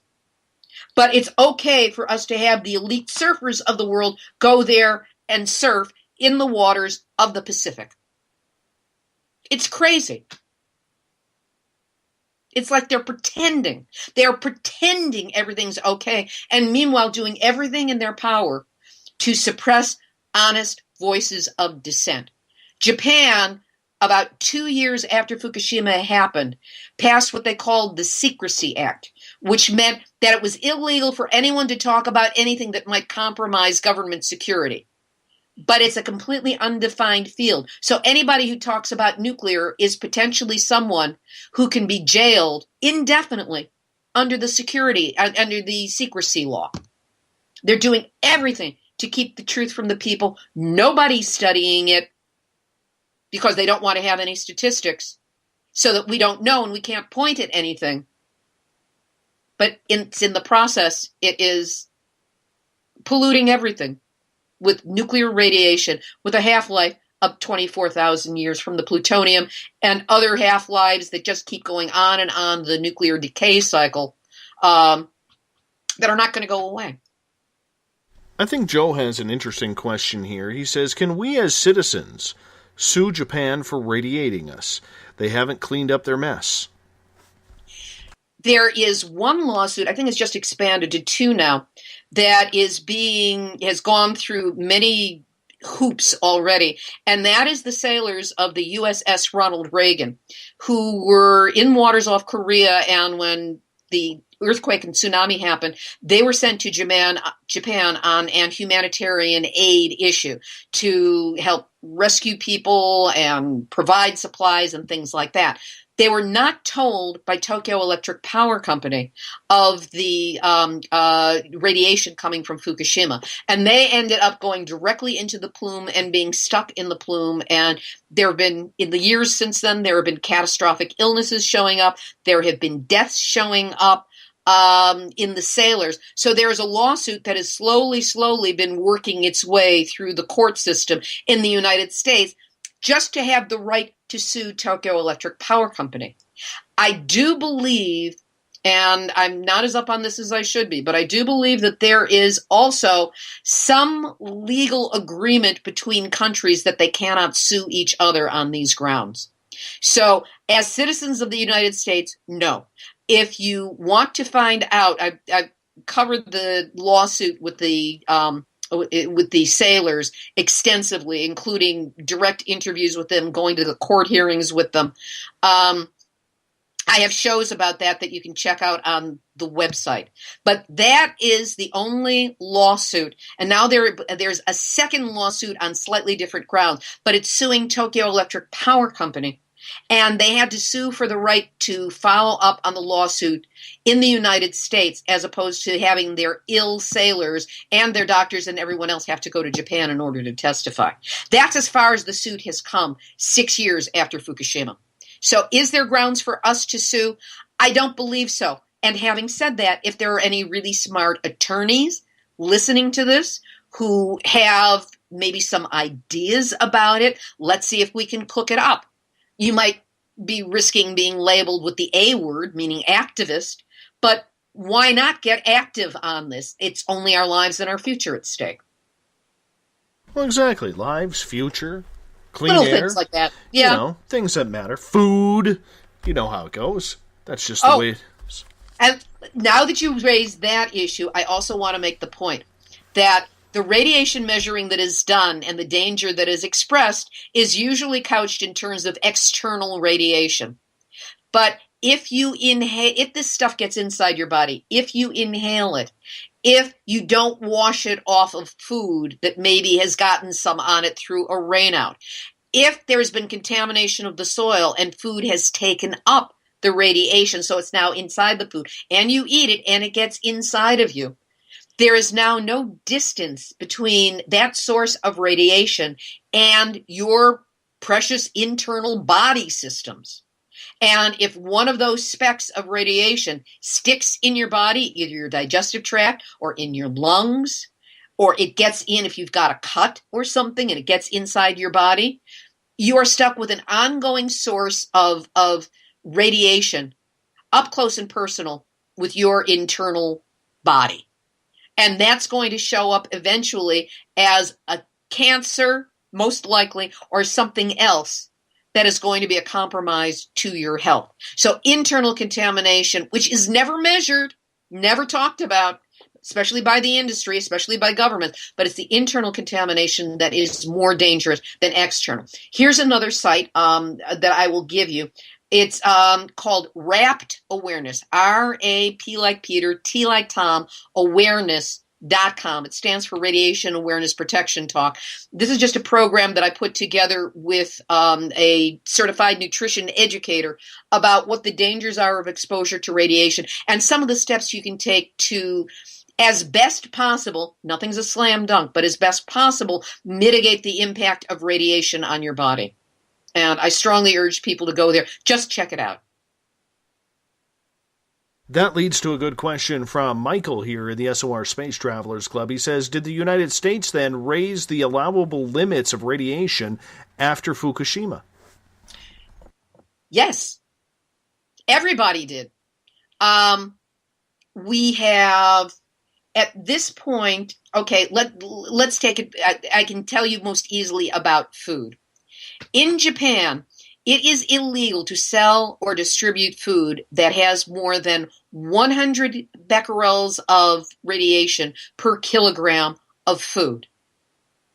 The United States, on the other hand, has the limit, quote unquote limit, of 1,200 becquerels of radiation of cesium per kilogram of food. That means food that is 12 times too contaminated to sell in Japan is perfectly allowable, perfectly legal to bring into this country and incorporate within our food without any kind of notification. So that means that American companies can go over to Japan, buy up, say, their rice stock that has been contaminated, because Fukushima was the rice belt. It was the equivalent of the American Midwest when it came to growing food for Japan. They can take rice that is contaminated over 100 becquerels of cesium per kilogram of food, of rice, bring it over here to the United States, They can use it in, manufactured foods, in TV dinners. They can mix it with other rice so that the radiation level is lowered simply by the amount of rice. That way they dilute how many contaminated rice grains there might be in a quantity. They can play all those games. There are all kinds of foods from Japan. I will not eat anything that is imported from Japan because nobody can tell me what's in it. But even worse is that there may be Japanese food in the American food supply that we can't trace because we no longer label according to country of origin. Isn't that interesting to have come down in the last 2 years? So we don't know where it's coming from, and we could be eating it already. That's gross to think about. I mean, we already have so many food problems with Monsanto and GMOs, and now when you throw the radiation on, what can people eat? Because this would even be affecting anything that's organic. Exactly.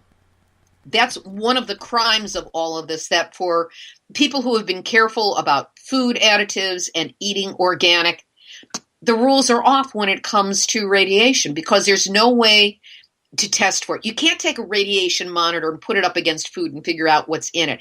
It's an entirely different process. The food has to be broken down. It has to go in this very expensive piece of equipment. It's like a $10,000 piece of equipment is the cheapest one you can get. And you have to test each batch of something you make. And all it takes is one bad batch that maybe you missed, and you've got it. So what you do is the best you can do. That's one of the reasons that the WRAPT program exists, the WRAPT awareness, because it goes through what foods are most compromised, what foods to avoid, what foods you can eat that help your body to possibly eliminate things, various supplements you can take. For example, people go, oh, well, I can take potassium iodide, and that's going to protect me. Well, actually, all that will do is if there is a fresh nuclear accident and radiation is released, if you take this, it will fill your thyroid up with iodine, and then it can't absorb any of the radioactive iodine that might be released. But radioactive iodine has a very short half-life, and it's not the only isotope that gets released. I mean, there's strontium, which is attracted to your bones, so you have to make sure that you've got enough calcium in your body. There is cesium, which is attracted to your muscle, including your heart muscle, which is why radiation exposure can lead to heart disease. So you've got to make certain that I think it's iron that helps protect you from cesium contamination. And again, none of this is an exact science. None of this is a guarantee. You just do the best you can with what you've got. And, keeping your fingers crossed is never, a solid policy when it comes to protecting yourself from anything. But that's almost the best you've got after that. Still scary indeed. Let's get to some questions here. Lisa is asking in the SOR Space Travelers Club, does iodine, taking drops or otherwise, help protect our bodies from the radiation? I will preface this by saying you need to know whether you have an allergy or a sensitivity to iodine before you take it, because taking iodine or taking too much of it can compromise your health. Having said that, to find out a moderate dose of iodine, I take 1 drop a day, and and you can also eat iodine-rich foods. Yes, the aforementioned kale is one of them. And use that to keep your iodine level high, because if your thyroid is filled with good iodine, it's not going to go absorbing anything it might be exposed to. But again, you're only going to be exposed to radioactive iodine because the half-life is so short if you are around a fresh accident. And so it's something you can do, but it is nowhere near all-inclusive. Another question from Michael in the SOR Space Travelers Club. Do we know if there was any plutonium used at the Fukushima plants? Fukushima is not the fuel, but Fukushima is the byproduct. So, yes, in that molten mass, we might want to call it China syndrome, except China's next door. So I don't know, what do you call it? Australia syndrome at this point. But because the plutonium is there and because there's water compromising it, there is always the danger that that plutonium is being released. Do we know for sure? No, because nobody's checking for it, or if they are checking for it, they certainly aren't telling us what it is. But yes, there is plutonium there, but that's not the fuel. That's the garbage that's left over from the process of heat, of splitting the atom in order to create heat, to boil water, to create steam, to create energy. That's the process. Let's get to another question. This one from Joe in the Spreaker chat room. What happened to the U.S. radiation detectors that were telling all of us that the original Fukushima was coming? Those are the EPA RadNet monitors, which are famous for being turned off at any time that they might detect something really scary.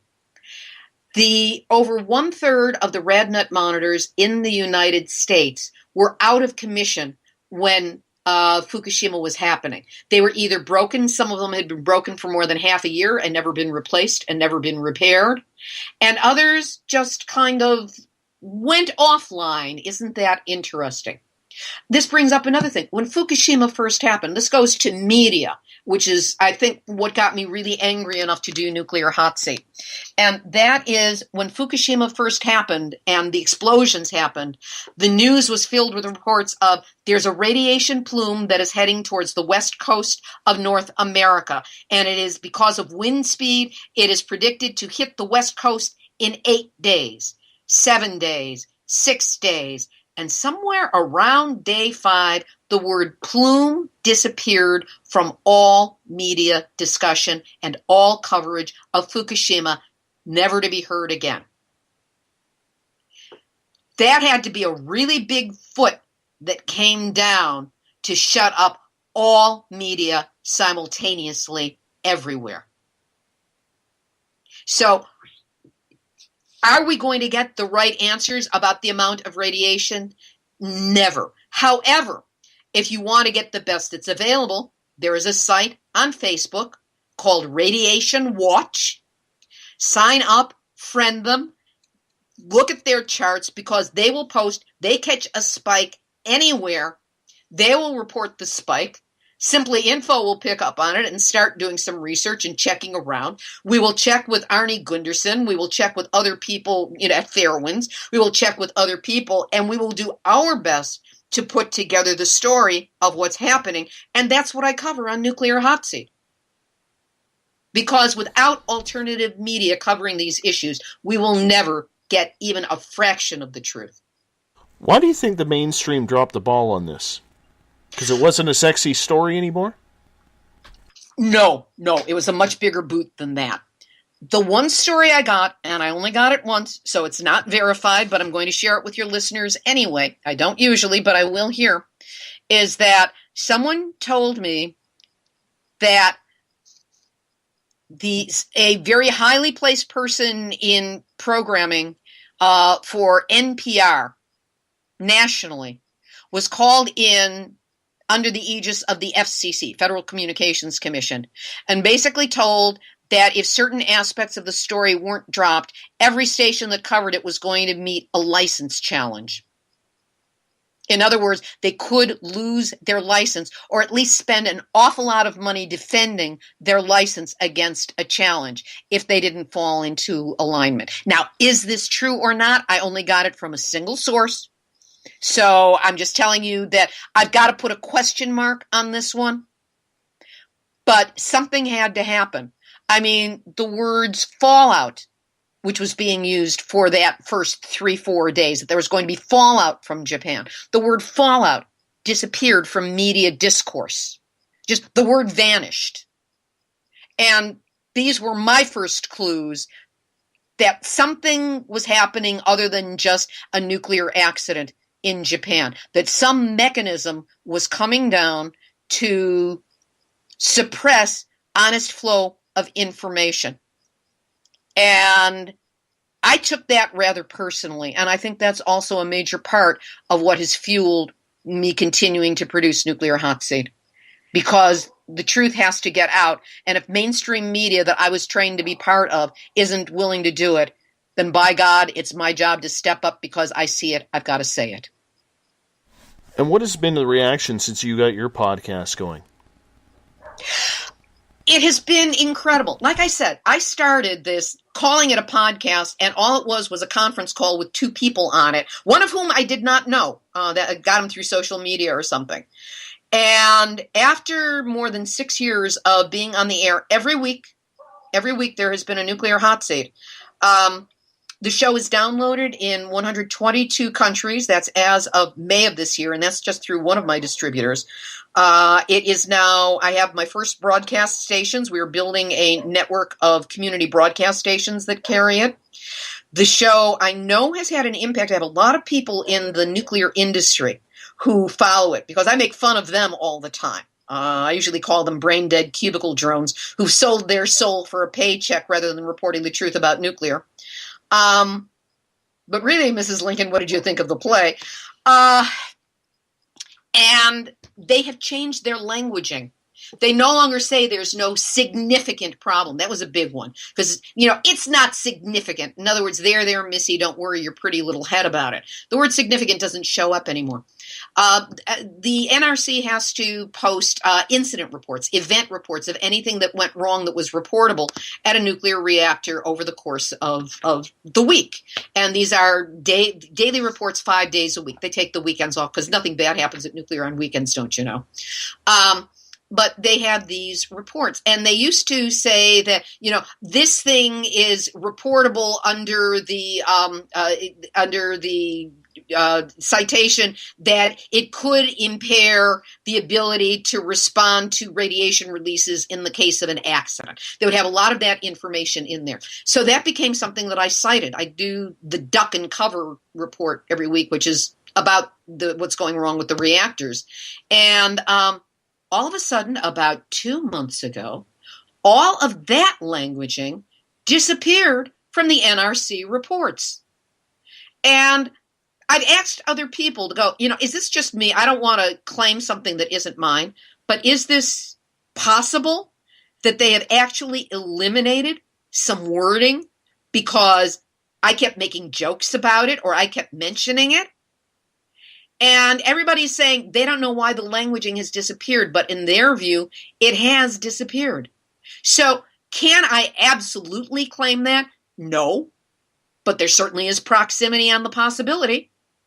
So I'm having an impact. People are getting information. And more than that, activists literally around the world are having a platform where they can explain in depth, in detail, what the issues are that they face. And we are seeing our similarities. And people who wouldn't know each other existed on the face of the earth are now working together on all kinds of research projects and information projects and putting the facts together so that our information stream is getting stronger. So that's Nuclear Hot Seat is part of it, and it's just one part. And it's a great community to be in because these are some of the best people on the planet. Interesting question by Joe, but I'm going to expand it a little bit. I hope you don't mind, Joe. He is asking, is the United States and Canada allowing radioactive imports right now to come here from Japan? By radioactive imports, do you mean products? Anything. I'm going to assume everything from, well, I'll give you an example.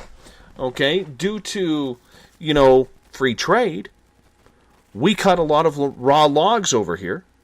We send them over to Japan. They process them. Then we bring those logs back. As stupid as that sounds. But it happens all the time. Part of the free trade agreement. Cars, television, cell phones. Anything. Nobody is testing. That's the way that they get out of it. Hillary Clinton was in Japan only shortly after Fukushima happened. She was there as Secretary of State.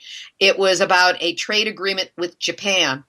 And intentionally, There was no mention of Fukushima made in that trade agreement. Everything was just hunky-dory and was going to go through exactly as had been organized by the powers that be in both countries. Because of that, there has never been, except for small companies that have put this in based on their own ethics, there has never been a program in this country to test for radiation for anything coming in from Japan. So, are we bringing things in? Do I know for sure? No. Do I suppose it must be so? Yes, because it's only logical. We only have about 7 minutes left with you, and this 2 hours has gone absolutely very fast. I do want to get to Chernobyl. That's still, almost 30 years later, still a nightmare. We see with pictures of the animals that are in the area how the effects of the radiation has affected them. I mean, the wolf population, they don't look like dogs anymore. They look like monstrosities, almost dinosaur-like size. Well, not that big, but in comparison to certain dinosaurs. Do we ever see a time and a place where that incident will be cleaned up, or at least I guess what I'm saying, because I'm not a environmentalist, I'm going to say that again. Is there a time and a place where we could see something like that be held more accountable towards being cleaned up as best as we possibly can?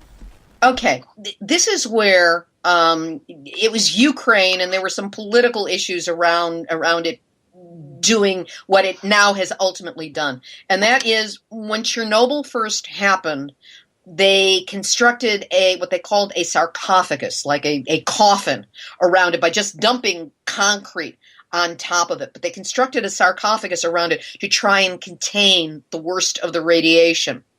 And when they did, they knew it was only going to last for about 20 years. And indeed, starting at around the 20-year mark, there started to be decay in the building. Pieces started falling off it. But they were proactive, and they made plans for a sarcophagus to enclose the sarcophagus. And they built it. It is the largest structure ever constructed on Earth. It's a huge arching structure that actually had to be built in two pieces. They couldn't build it in one piece, and then it had to be pushed on rollers to connect the two pieces, so it is completely enclosed now. This structure is only expected to last 100 years, but at least it gives some breathing room, and they're doing what they can to clean up the area inside from the old sarcophagus and also all of the fuel that is still there. The problem, however, which I know from someone I know who was on site at Chernobyl while this was happening, is that the entire area is marshy. It's not on an ocean. It was inland, and it was in kind of like this riverway marshland area. So it was very soggy. When they did the engineering for this new sarcophagus, they of course put huge pylons down to be able to anchor it and solidify this so it has a solid foundation to be on. The problem is that the building went something like 1/3 over in terms of the total weight. And they don't know in the long run what that's going to do to the seal between the two halves of the sarcophagus. Is it going to put torque? Is it going to create fractures? Will there be problems? And how long before they know for sure? Because right now, the thing is intact and it's working. As for the area around it, that will never be remediated. They can't. By the way, the wolves aren't that bad. I actually have a friend who's working on a dog rescue there from the wild dogs that were left behind. But there's a man named Timothy Mousseau, who is a biologist, who has been there doing research since 15 years afterwards, and he started doing research at Fukushima only months after that happened. And this is on insects and birds, and he's finding mutations and all kinds of problems. I've interviewed him for the show, and that's another one, if people are interested, that they need to listen to. I mean, because what shows up in the insects and the birds migrates up the food chain and up the animals. I don't know about, I haven't heard about hugely mutated wolves. It's a great story. It's very picturesque. I don't think it's accurate, at least not from my information base. But the scary part is that they're finding birds with bent beaks, and one side the feathers are shorter than the other side, and the insect populations have mutated, so they're not what they're supposed to be. And this is just the start. It shows up in those are animals that have, or insects that have very short lifespans, so their reproductive cycle is they've gone through lots of cycles. Human beings take a longer time. Mammals take a longer time. It will take a longer time for us to know. But it's not that change isn't happening. And one person, one scientist, and the people he's attracted to him are the only ones who are doing this research. Once again, we got about 90 seconds left with you. I would love for you to tell us where people can find your podcast, where they can find your website, what kind of information they can find. NuclearHotSeat.com. And that's where everything is archived. You can also find it on iTunes. It is also on ucy.tv and also on Revolution Radio. So I think that's how the two of us met each other. So it's out there. All you have to do is Google Nuclear Hot Seat and you'll get lots of things there. And feel free to meander through the archives and see the subject matter. It covers the entire range. And unfortunately, it doesn't look like I'll be running out of anything to report on anytime soon. So please go there. Again, sign up. You'll get a free chapter from my upcoming book. Yes, I Glow in the Dark, 1 mile from Fukushima, 1 mile from 3 Mile Island to Fukushima and beyond. It's a nuclear memoir, and it should open your eyes as to what it's like to be on the ground when a nuclear accident is happening, and suddenly, oops, just doesn't cover it.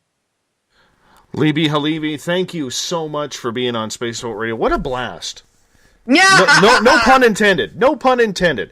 You know, but, I mean, the way you were able to update on what's happening down in Florida with Hurricane Irma and the knowledge you showed in regards to the 2 nuclear plants there in St. Lucie and Turkey Point, it was fantastic. I really appreciate you taking the time to come on Spaced Out Radio tonight. I wish you could do hour number 3, but I understand 2 hours is great to have you, but we are definitely going to do it again. Thank you so much for being on Spaced Out Radio. Coming up on hour number 3 of the show, we're going to be joined by Joseph Roop from KTLK and the Preacher, our resident scientist, Eric Markham, as we continue to talk about radiation, Fukushima, whatever else conspiratorial comes down the pipe. Why not? It's a good time, so that's what we plan on doing. Hope you stick around and join us as well, because we got a lot more Spaced Out Radio coming up right after this 7-minute break. I'll be back, too. I'm going to go do my hair or something. I haven't figured out what I'm going to be doing, but we'll figure it out. Preacher and Joe coming up right after this. Thank you so much. We'll be right back with hour number 3. We're getting strange on Saturday nights. Hi there, this is Dave Cruz, and each Saturday, starting at 9 p.m. Pacific, midnight Eastern, I will take you on a tour of the weird and obtuse on Spaced Out Saturdays, from aliens to Sasquatch and every tinfoil hat in between. We got you covered. Join us at spacedoutradio.com for Spaced Out Saturdays. See you there. Not ready for bed on Saturday night? Right after Spaced Out Saturdays, hop on over to S4 with Corey Ruiz and me, Eric Cooper from Forest Moon Paranormal. With S4, there are no limits to what we try and uncover. From government conspiracies to helping clean up the paranormal, no topic is safe on S4. We get to the heart of the matter, of the subjects you want to learn more about. So tune in on S4 starting at midnight Pacific, 3 a.m. Eastern, only on spacedoutradio.com. Have you had an experience you can't explain? Would you like someone you can trust to look into it? We have just the place.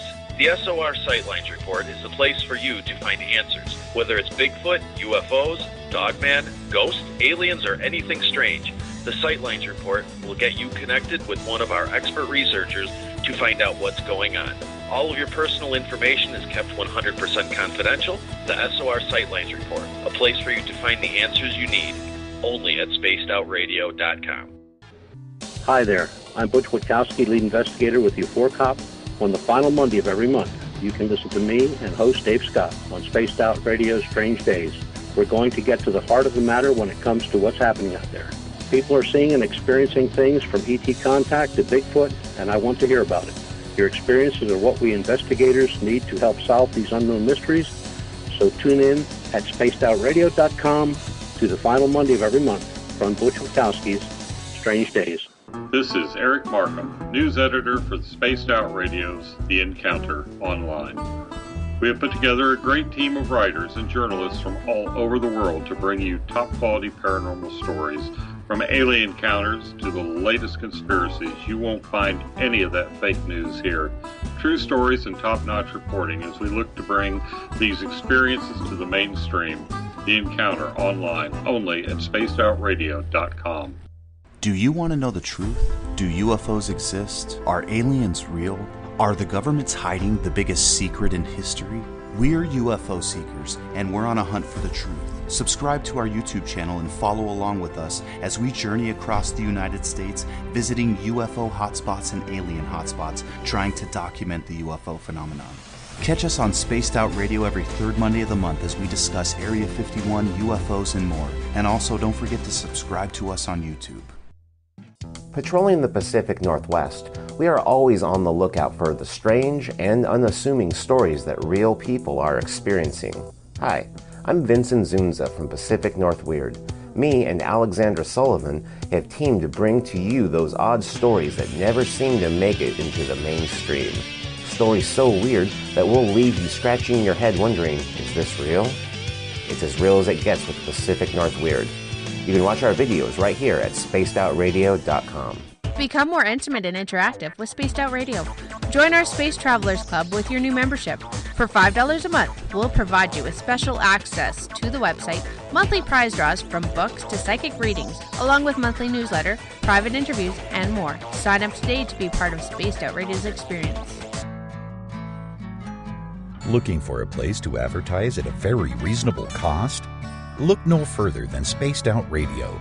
SpacedOutRadio.com has an advertising tab that you can click to check out our daily, weekly, and monthly packages to play on the radio, or our website including social media. From commercial spots to banners, we have it all. Check out our competitive pricing today. Don't have time to listen to Spaced Out Radio live? Wherever you are, the car, the office, the shower, or even if you're traveling, we're right here for you. Each Spaced Out Radio show can be found on iTunes, TuneIn, and on our YouTube channel, Spaced Out Radio Show.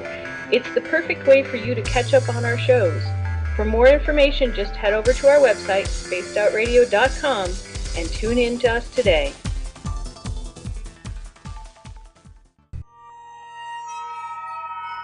You hear footsteps in the empty room above you. A rocking chair begins rocking by itself. Don't be afraid of the things that go bump in the night. Reach for Spirit Storybox, the iPhone app the Huffington Post UK called the only ghost hunting app you will ever need. Spirit Storybox. The spirits are telling their stories. Are you listening? Strange creatures lurking in the night, the sounds of wood knocking in the forest, odd happenings right out of a fictional world. These are the reports I love. Hi there, this is author Ronald Murphy, and I would love it if you join me and Spaced Out Radio host Dave Scott the second Wednesday of every month on our journey into the unknown land of cryptozoology at spacedoutradio.com. From Mothman to Frogman and everything in between. Hey, they don't call me the crypto guru for nothing. It's Cosmic Sundays with me, Elizabeth Anglin, in Cosmic Passport. Let me take you down a 3-hour spiritual journey where we will get into everything from ET contact to Psychic Sundays. It's a journey of listening and learning together with some of the best professionals in their fields. You can tune in to Cosmic Passport at spacedoutradio.com every Sunday starting at 9 p.m. Pacific, midnight Eastern.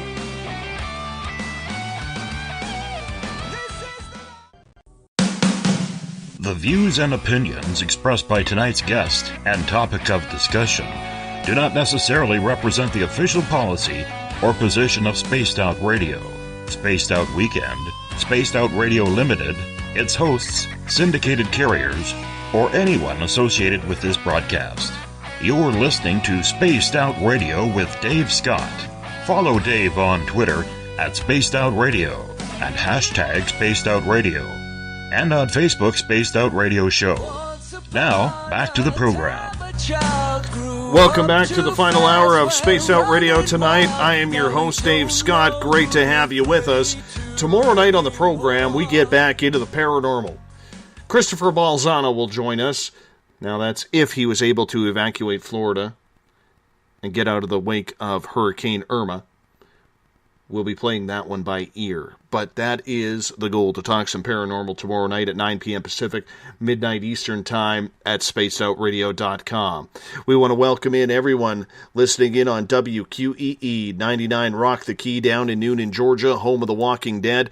We are live as well on the United Public Radio Network, 107.7 FM in New Orleans, and over 160 countries around the world. Great to have you with us as well. We're also live on KTLK, The Fringe FM, Renegade Talk Radio out of Las Vegas. And if you're listening in on Revolution Radio, remember the Double R Machine is a donation station financed by you, the valued listener. Head on over to freedomslips.com and donate today. Bill Cardwell has set the password for tonight in the SOR Space Travelers Club. Dactylo Omegi. That's totally wrong. I butchered that. Dactylo Megali. There we go. Dactylo Megali is your password.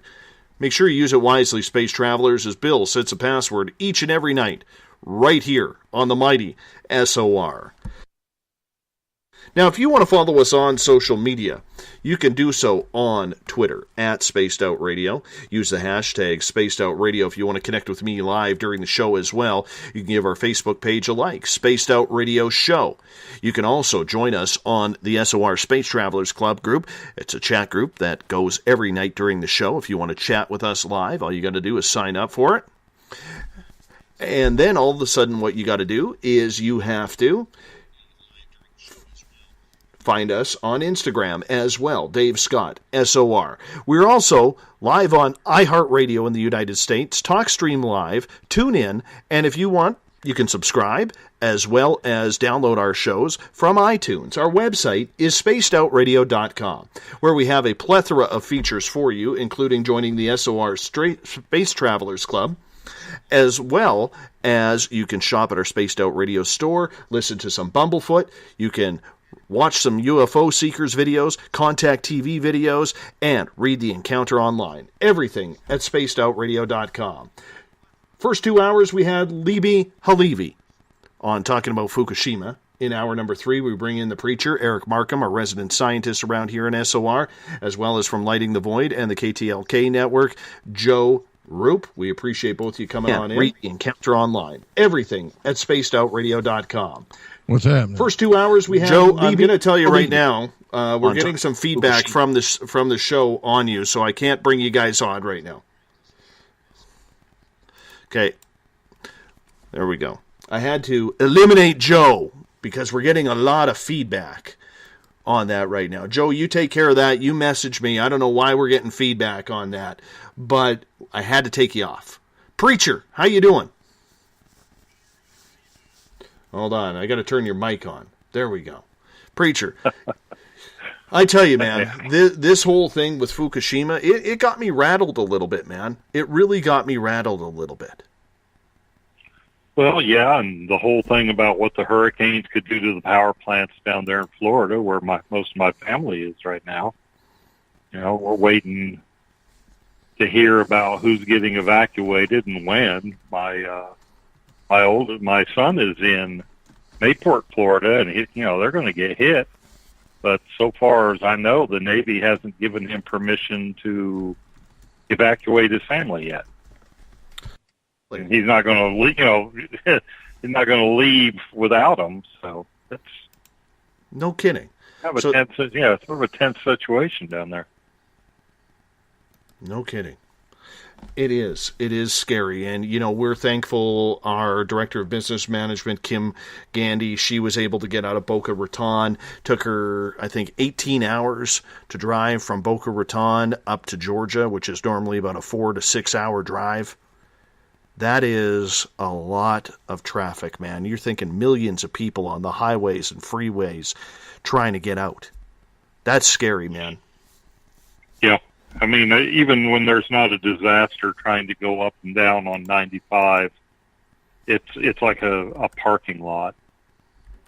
So, around the holiday season, because first year we were married, my mother-in-law took all We're of going to it, hear a dial. paid for all We're of it. going to hear a dial tone here. Sorry. Okay. We're getting in. We're getting in Joe Roop. We were all going to go to Disney, and there was a guy walking his dog along the interstate faster than I was driving. That's insane, man. That's insane. Joe, how you doing? Do I sound better? Yeah, we were getting some feedback. I was actually hearing myself play on Skype, so it was a little. Yeah, that's that new. Yeah, that's that new Skype they keep forcing down my throat. Yes, you gotta love that. You gotta love that. And we're hoping very, very soon that apparently Blog Talk Radio and Spreaker are combining forces, so to speak. And let's just hope that Spreaker, the only thing that they take from Blog Talk Radio is the phone line connection, because this Skype crap it's terrible. It really is terrible. And I remember the old days on Blog Talk where I could never get the show. Well, Spreaker's a much better stability. Spreaker's a much more reliable company than Blog Talk is. Yeah. Do you guys buy all the hype in regards to the nuclear radiation? Joe, I'm not sure how much of it's really hype. That's still going. I mean, they never subdued the core of Fukushima. I mean, it's melting its way down through the earth. Last I heard, they can't even get close enough to it with anything. No humans, no, not even industrial robots can get to the core because they burn up before they get close. I don't think anybody knows the whole truth about the whole situation, to be honest with you. Radiation scares the crap out of me because I don't even know how they regulate that stuff. What the public doesn't know won't hurt them. Is how they... Exactly, man. Like, they're not going to... So what I'm saying is let's say they have an accident, a nuclear accident. I'm talking about a major one. Do you think that the first thing they're going to do is tell everybody about it? I don't think they would. I don't think so. Unless something was so heinous that, Godzilla really climbed up from the depths because of the radiation. Would they... it's going to take some kind of catastrophic byproduct for them to give the full story out. And even probably not then. Isn't there another hurricane coming behind the one that's coming now? Jose. Heard.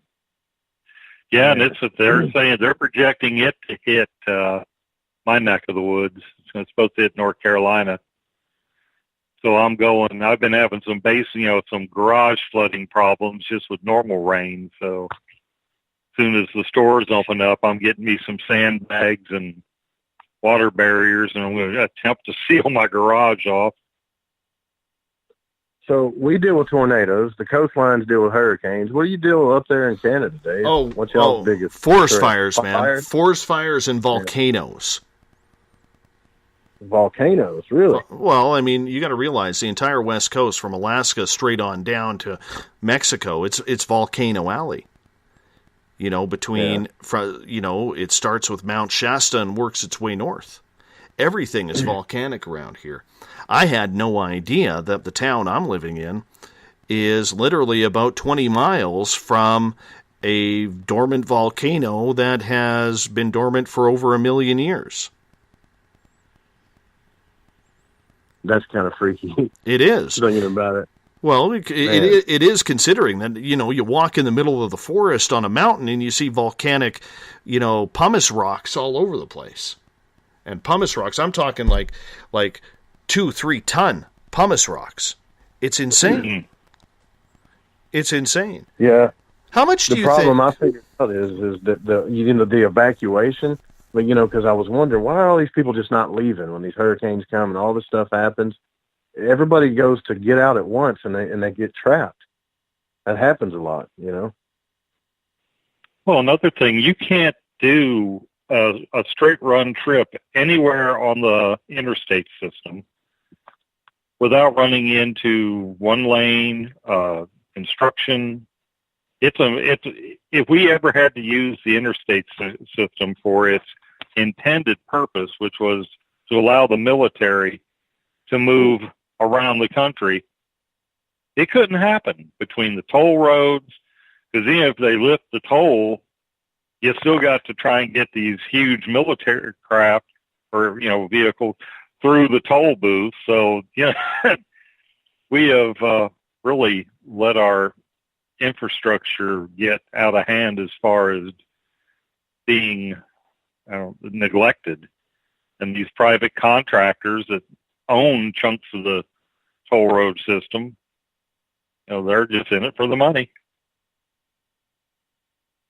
I want to ask you guys something, because this is not something I'm going to take to an expert like Libbe, who is on the first 2 hours, but I'm curious to get your guys' opinion. And Joe, we'll start with you. I've never been a real big believer that Mother Nature fires back. Okay? But I'm looking at all of this, this hellfire and brimstone that seems to be going on with forest fires, with, tornadoes, with these massive Category 5 hurricanes. The earthquakes seem to be getting bigger and bigger. I mean, you never really hear of a 3.0 or a 4.1 anymore. It's all in the 6s, 7s, and 8s now, with, Fukushima being a 9.1. But do you think that maybe, just maybe, that there could be something to this fact that we've pissed Mother Nature off enough that she's finally starting to fight back? Maybe. I have this belief, I go along with Joe Rogan's belief, that the human race, and I love being human, don't get me wrong, but if you do fly over in a plane and you look down, you see trees and forests and all kinds of wonderful things until you hit a big city, and what does that look like? Well, it's a growth. It looks like a fungus. It's nasty looking. You've seen it from a plane. It almost looks like a cancer. And everything in the universe works in cycles, everything. So it's not a matter of if, it's just a matter of when. But as far as like fate going, I think, I really think if the earth is almost like it's sentient, almost like a human body. If it gets diseased, it's going to start taking care of it. What do you think about that, Preacher, being a scientist? And I realize, as far as your field of study is concerned, that, there isn't, how can I put it? Mother Nature is not supposed to exist, I guess is what I'm saying. Well, I think actually as a biologist and what I've seen, I tend to agree that the earth is a sentient. I guess the long story short, I subscribe to the Gaia hypothesis. I think that all the consciousness on the planet on some level creates a sentience to the earth. I did it just as a byproduct.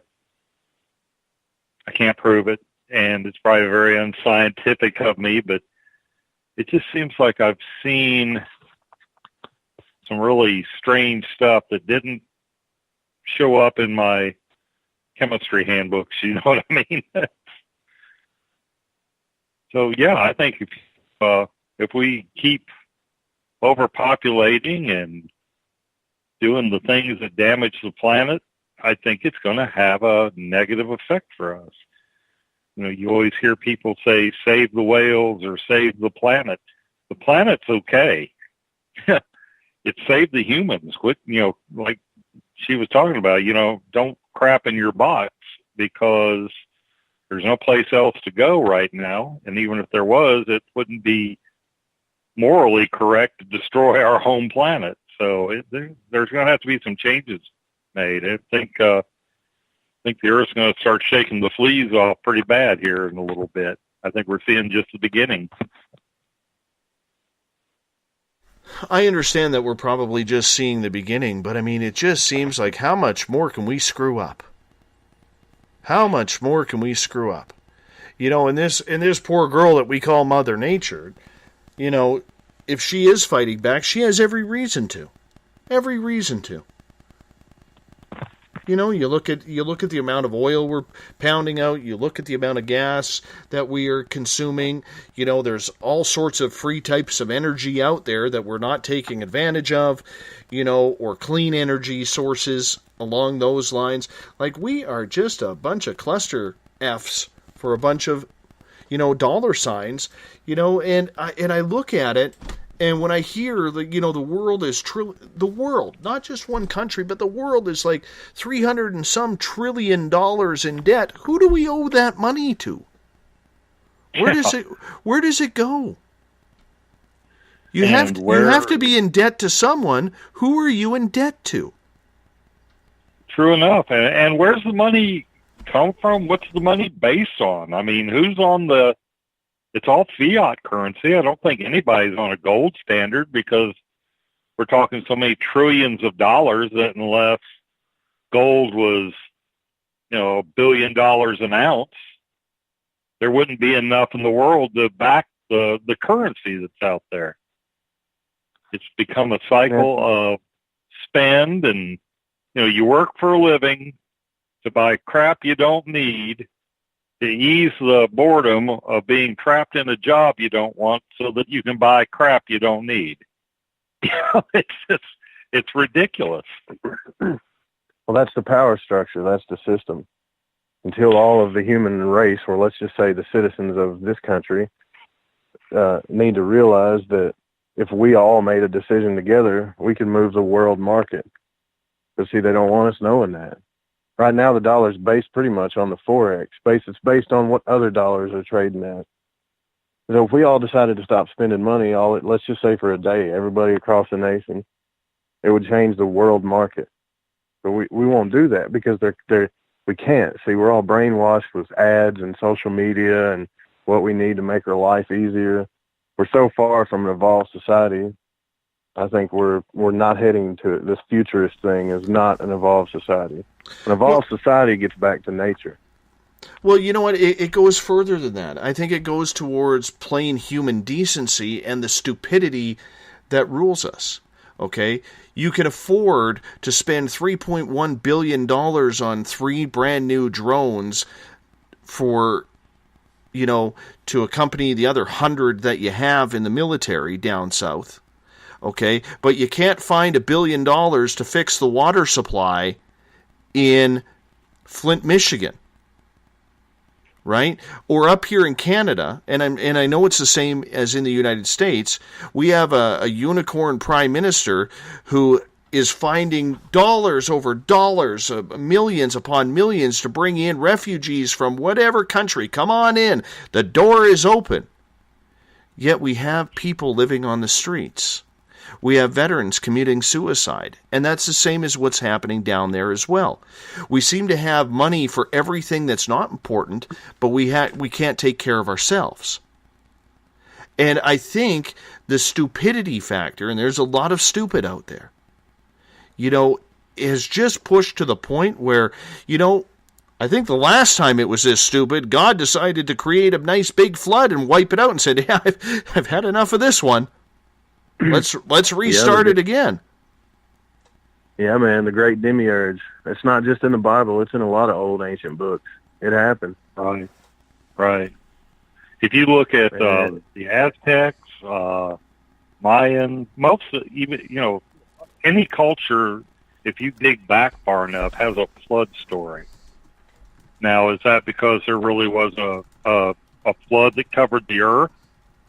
Or, you know, maybe a pole shift, or was that because people tended to populate along river bottoms in floodplains because it was so fertile, it was easy to grow things.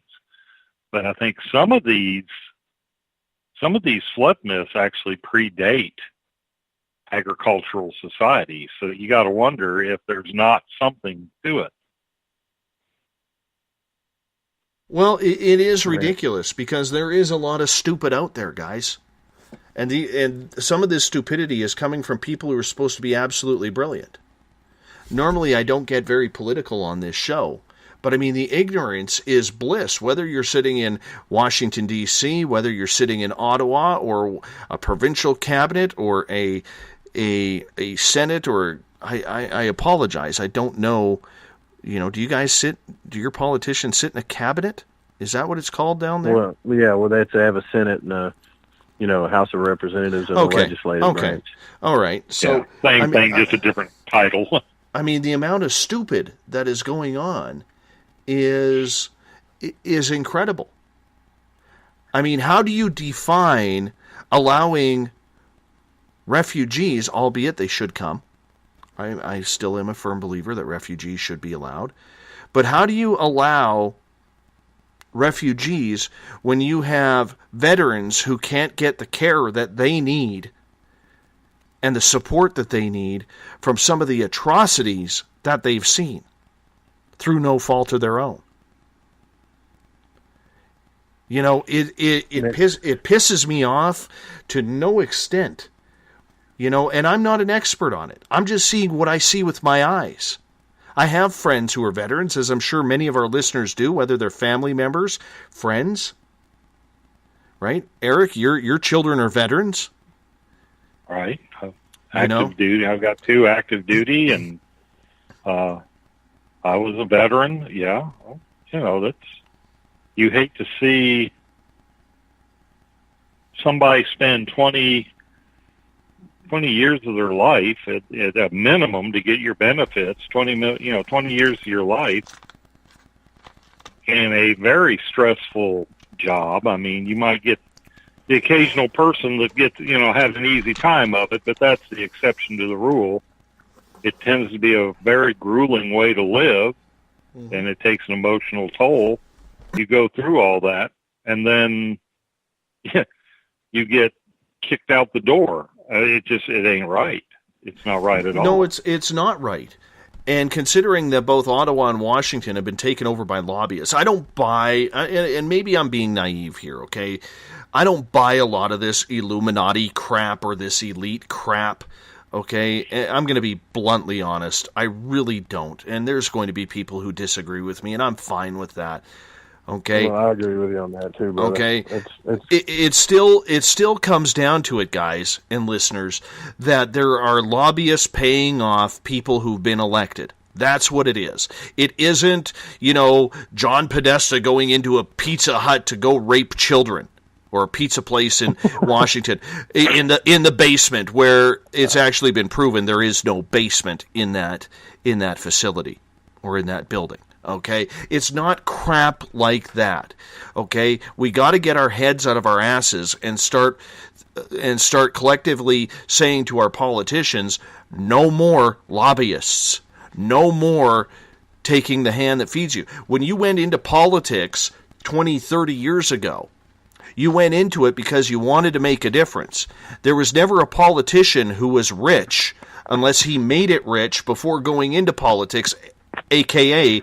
Donald Trump, a.k.a. Michael Bloomberg, people like that if you want to look in the South. Okay, well, South to me, right? It doesn't matter about who they are or what their names are. This isn't a Republican thing. It's not a Democrat thing.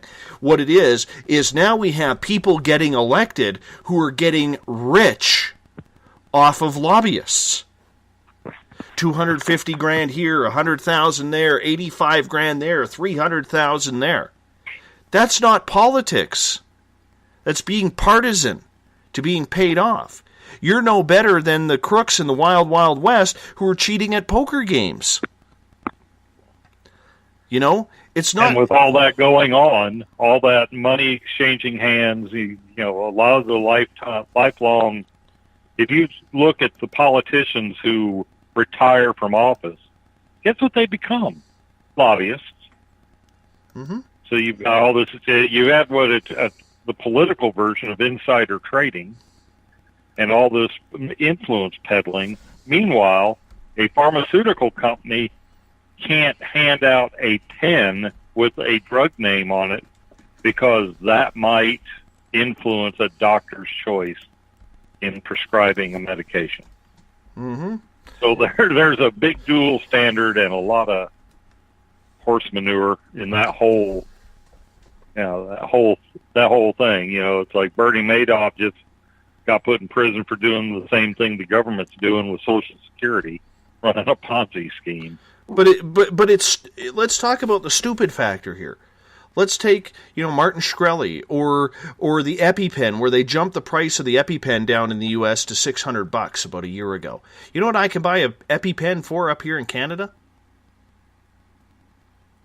$100. I haven't got a clue. $100. $100, if that. Maybe $120. I can't even say what I want to say because it makes me sound like some type of new age or woo-woo hippie type person, because even the new age movement has been infiltrated. But it's all a game of agendas. The politicians have an agenda to get votes. The lobbies have an agenda to do their thing. The pharmaceutical companies have an agenda to make money. The banks have an agenda to make money.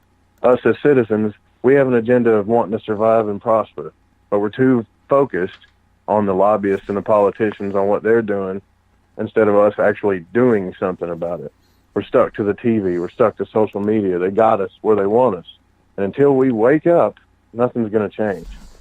This country's still run by the people. They just got us believing it's not. Absolutely. Well, you've got so few people actually participating, and it's hard to get the distracted masses, or what they used to call the silent majority, to get involved. It's just become apathy, and people are so caught up trying to make a living. I mean, how many single worker families are there now? I mean, I grew up when that was just becoming both parents having to work. So, you don't have that cult of domesticity anymore like you used to have. But it goes more than that. It goes to the lack of trust, because when there's apathy, people don't vote. Because people have figured out, whether you're in Canada or the United States, that doesn't matter which party is in there, they're going to continue to pull the same games, the same tricks, the same every time. My salary still stays the same, but my taxes go up. Then they come up with new taxes, whether it's a useless carbon tax or a tax on this. Give you an example. My car insurance just got jacked up 4% a year ago. Now our insurance corporation, because it's a monopoly up here in British Columbia, to register your insurance, they decided that they're going to raise the insurance another 6.4% for next year, because their billion-dollar profit was not enough. All right? Now, I could get very political and say the reasons for that. However, I look at my car insurance. What do you pay for a car insurance, Preacher? $181 for a year. No, each payment. Oh, okay. But I've got brand new Jeep. Not brand new to me. I've got full coverage on a vehicle and some others. So, but I also had a claim.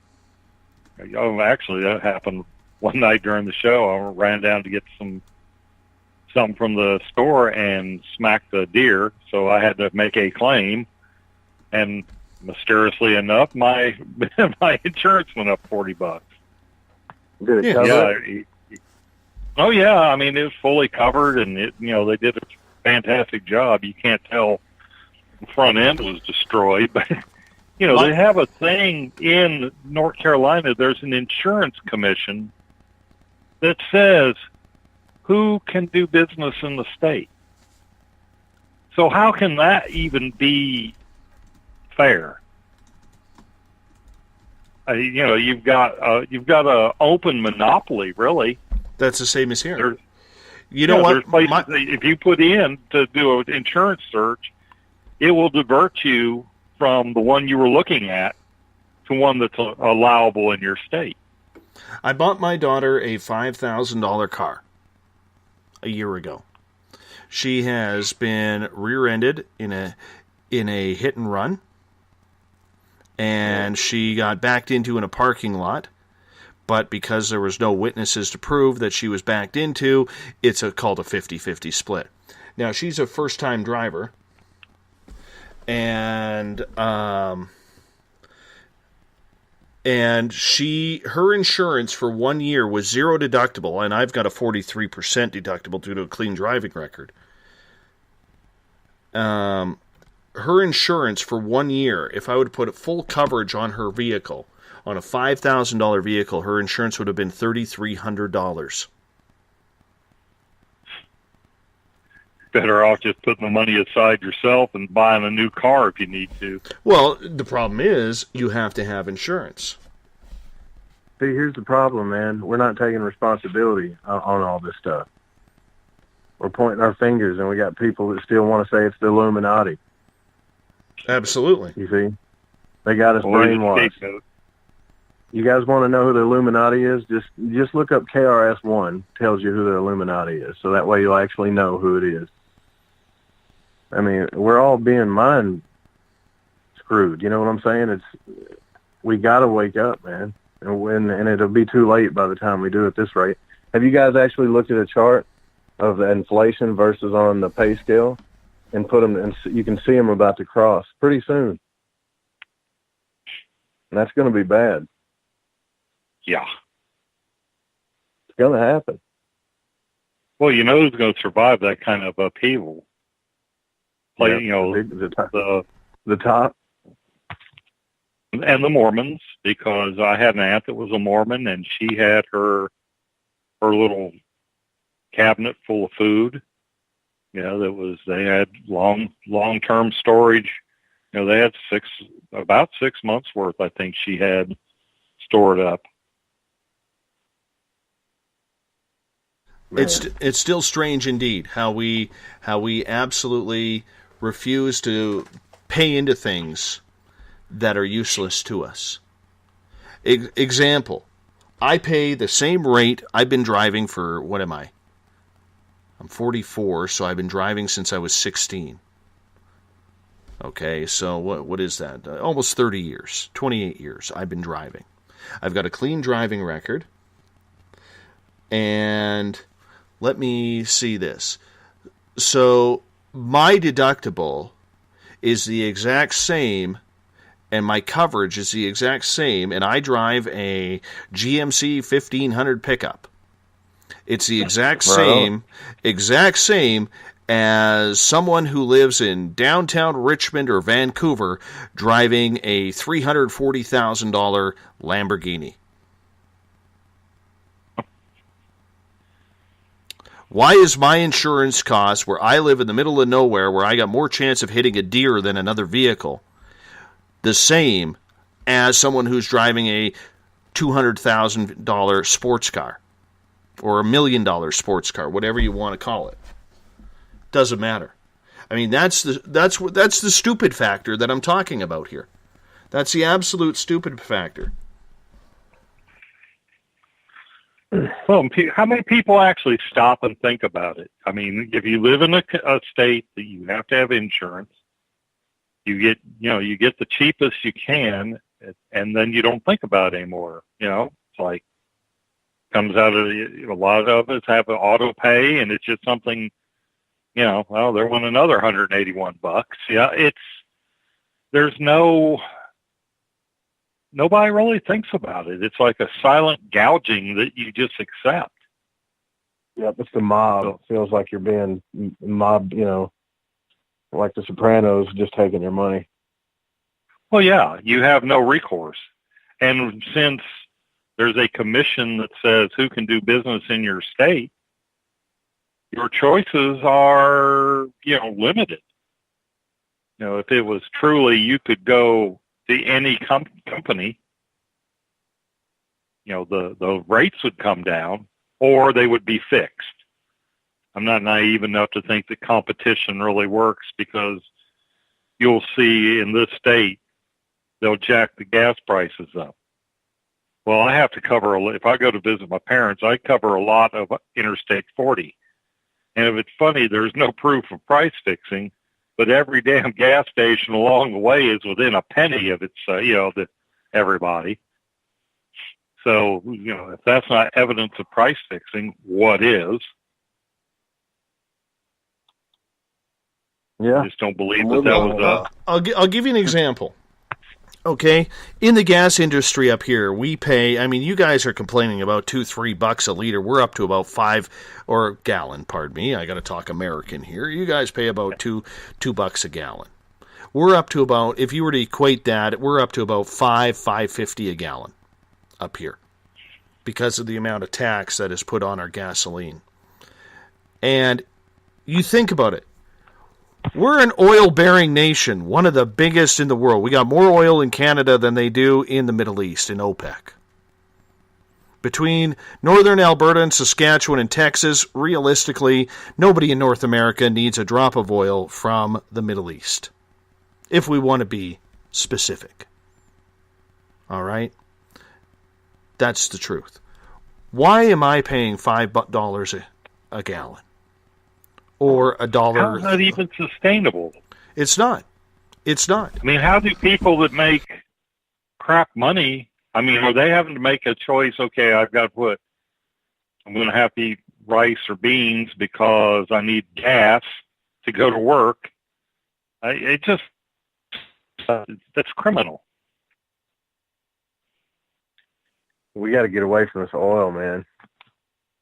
Honestly, if you took an alien, let's just say you're Carl the alien, or let's say you're an evolved being, and you came to this planet and just observed it, just for, I don't know, a day or two. Would you want to show yourself to these people? No. I'm a human that's been here 54 years, and I don't show myself to people. I'm not a human hater or nothing, but no, I'm not either. Consciousness movement started. Yeah, we get infiltrated too much, man. We get taken over and polarized so easy. Pick a side right now, and if you don't, then you're this or you're that. Pick a side. Don't look at both sides. Just pick one. That's all they do to us on every situation, in everything. Until we figure that out, nothing's going to change. Well, people will bow to a crowd mentality. I'm doing some research for. Probably it'll show up on SOR first, but looking into some of North Carolina's haunting traditions. And there was a case just down the road from me, in Rutherfordton, where they singled out this man in the community because he was big and different and pinned a murder on him. And even though the eyewitnesses had no real proof that he was, it was all hearsay evidence. One of the witnesses said, yeah, he saw him and he was wearing the shirt that was blah, blah, blah. Well, the shirt that had blood on it, which was actually the guy said he'd skinned a rabbit and got blood on his shirt. It had nothing to do with the murder victim. Even though that eyewitness was obviously wrong, that testimony was allowed to stand, and the whole town, pretty much converged on this guy, and they hung him. They hung him as the man. And that crowd mentality is one of humanity's biggest weaknesses. If we could do it, it seems like we can never get that crowd mentality to go to a positive thing. It's always got to be something negative, like that case. If we could ever get everybody together to say, pick on some positive aspect and put that same mindless thuggery to work, it'd be amazing. Yes, indeed. Oh, well, let's just shoot it up. Go lawlessness and have a big old OK Corral shootout. How about that? Get 4,000 rounds of ammunition. I've actually heard that the other day. From you, I don't want to bash any show host or nothing, but it was pretty ridiculous listening to it. Everybody needs 4,000 rounds of ammo. Now, why? Why do you need that? You're not going to last that long. You're not going to last. If the spam really hits the fan, nobody, I'm well armed. I've got ammunition, but more for sport than anything. But I mean, if the crap hit the fan, I have no illusions. I would be gone long before my ammunition would be depleted. The silly part about it is there's actually people who, maybe it's just me, I don't know, because I just don't get the whole gun culture. I really don't. I see the purpose of firearms. And I'm not trying to turn this into a whole gun debate, because I know Joe's hair in the chat room, not you, Roop, but Joe Allgeier's hair is going to go absolutely curly when I say this. If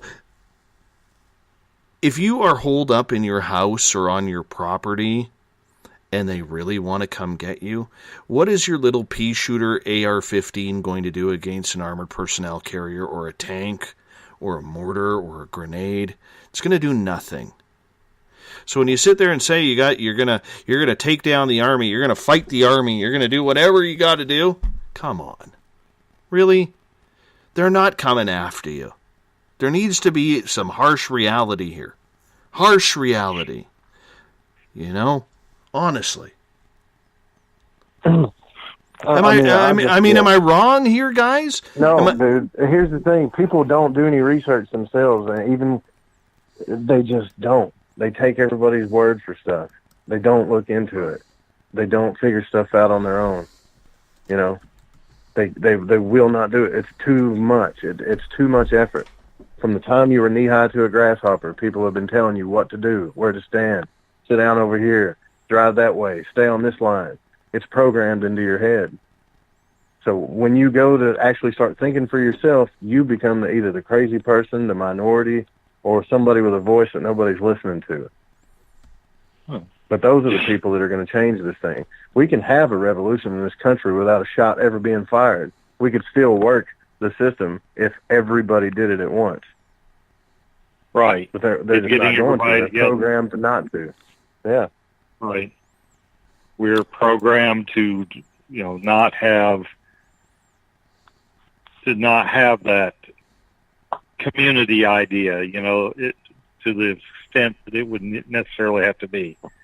Just think if all the doctors decided to call in one day, all the nurses, all the doctors, which, isn't going to happen because the ethics and the kind of, for the most part, the people that do the kind of work I do, we're not going to go on strike. But I mean, it wouldn't have to even be the professionals.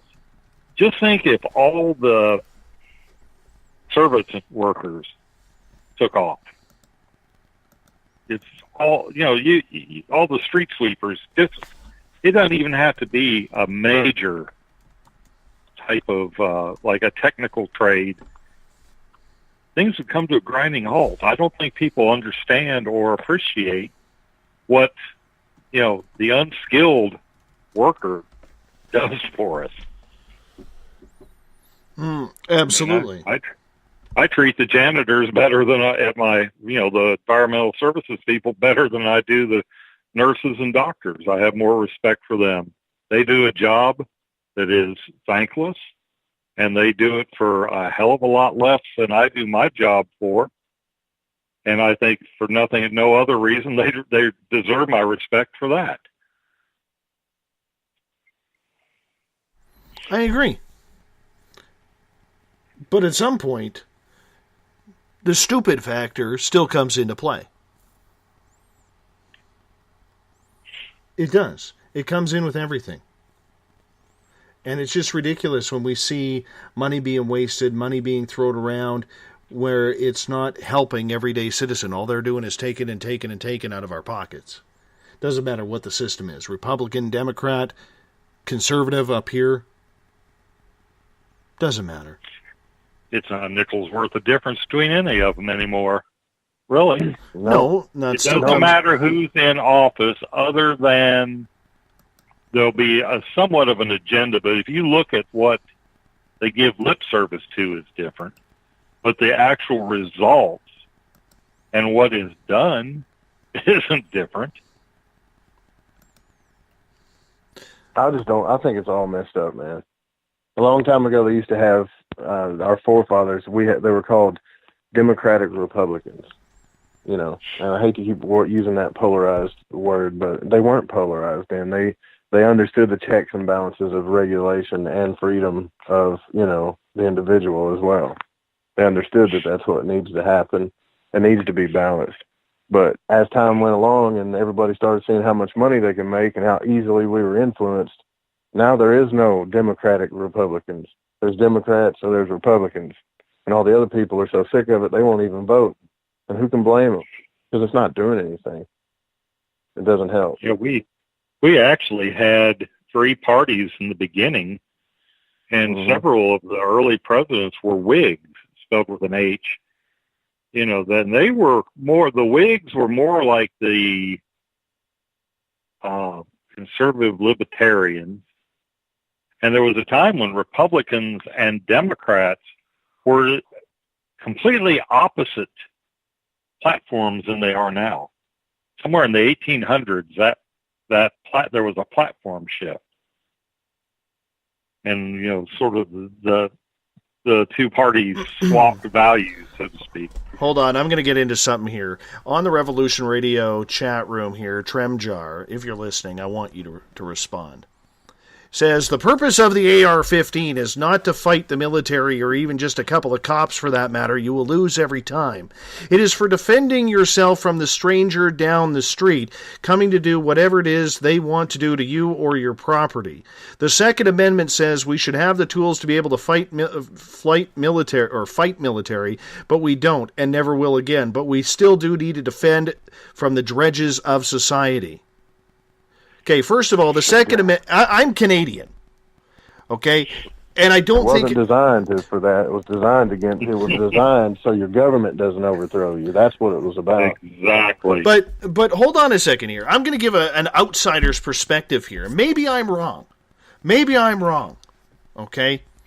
And trust me when I say this. America, I love your country.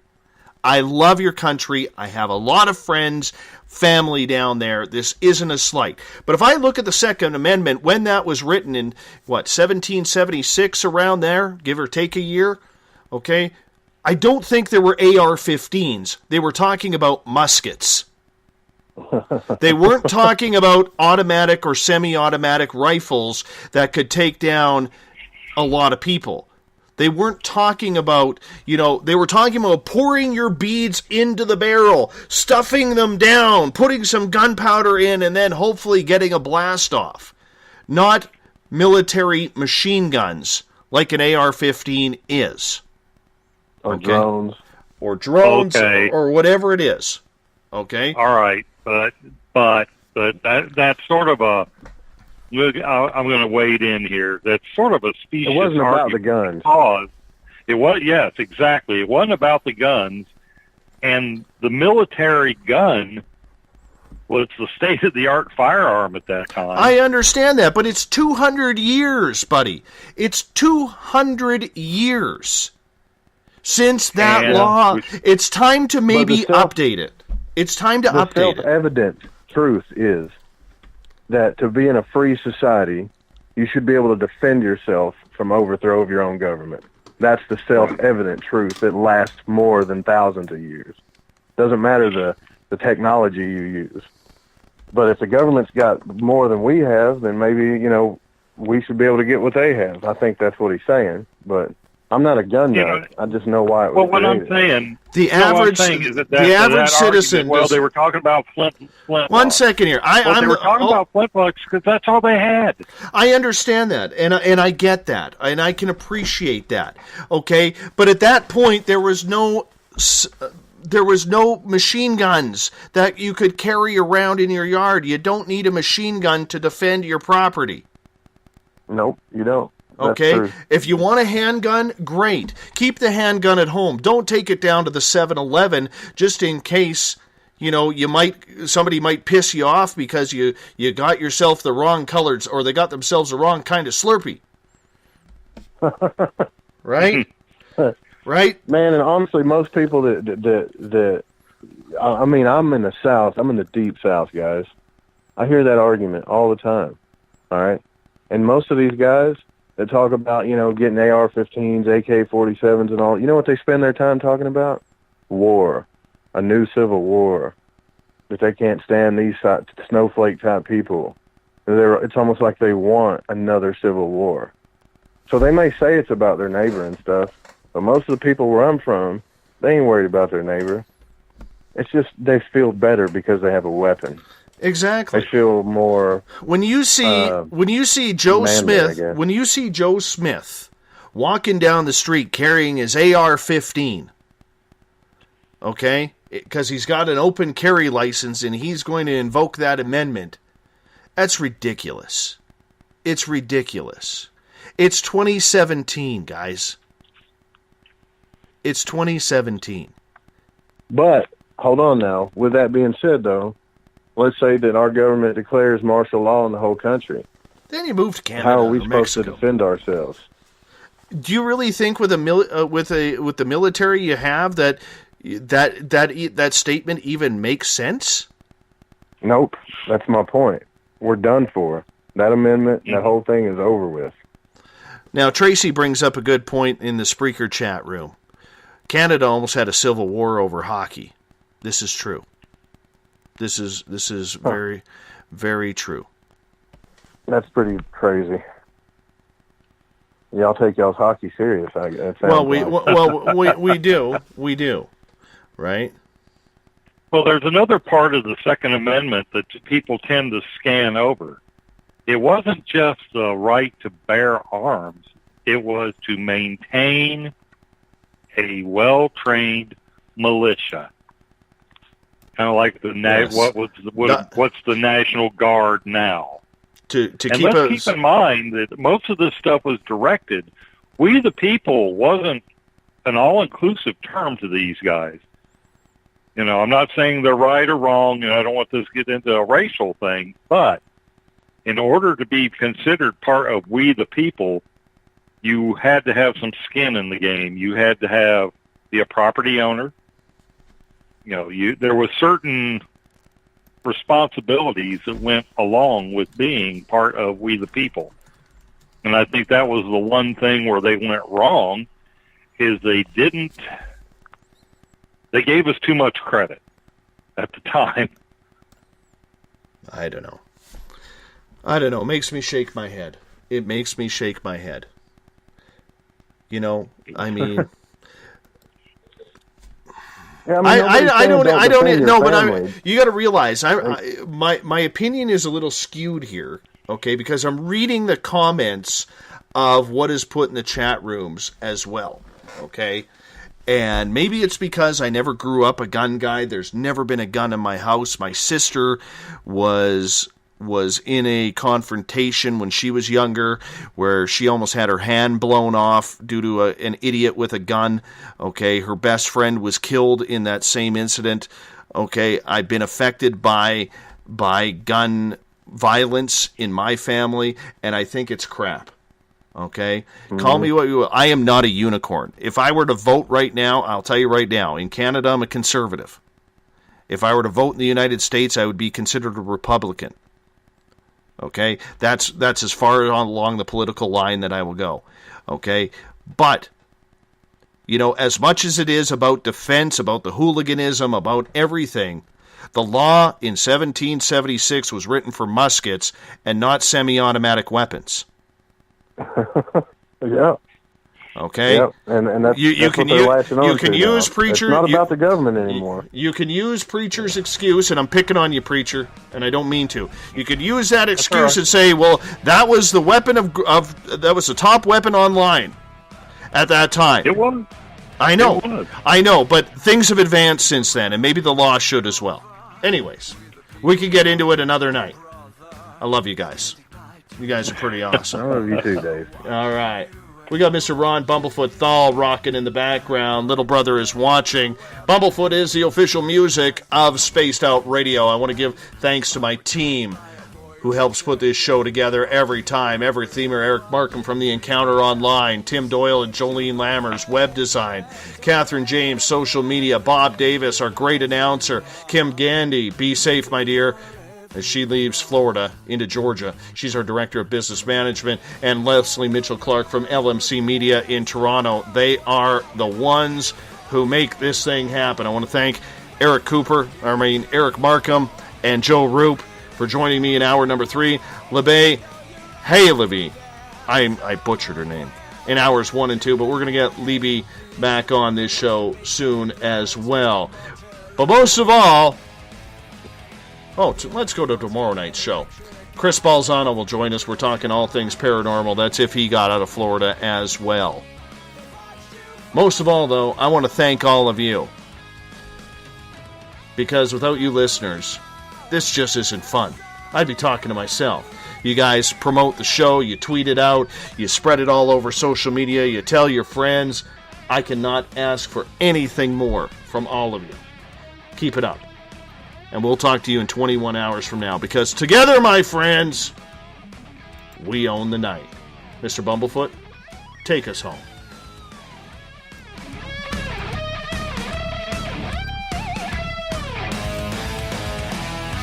I know you're out there somewhere. This is the new totalitarian state. 1,000 eyes are waiting for you to break. Stay in line, don't make a mistake. We're watching.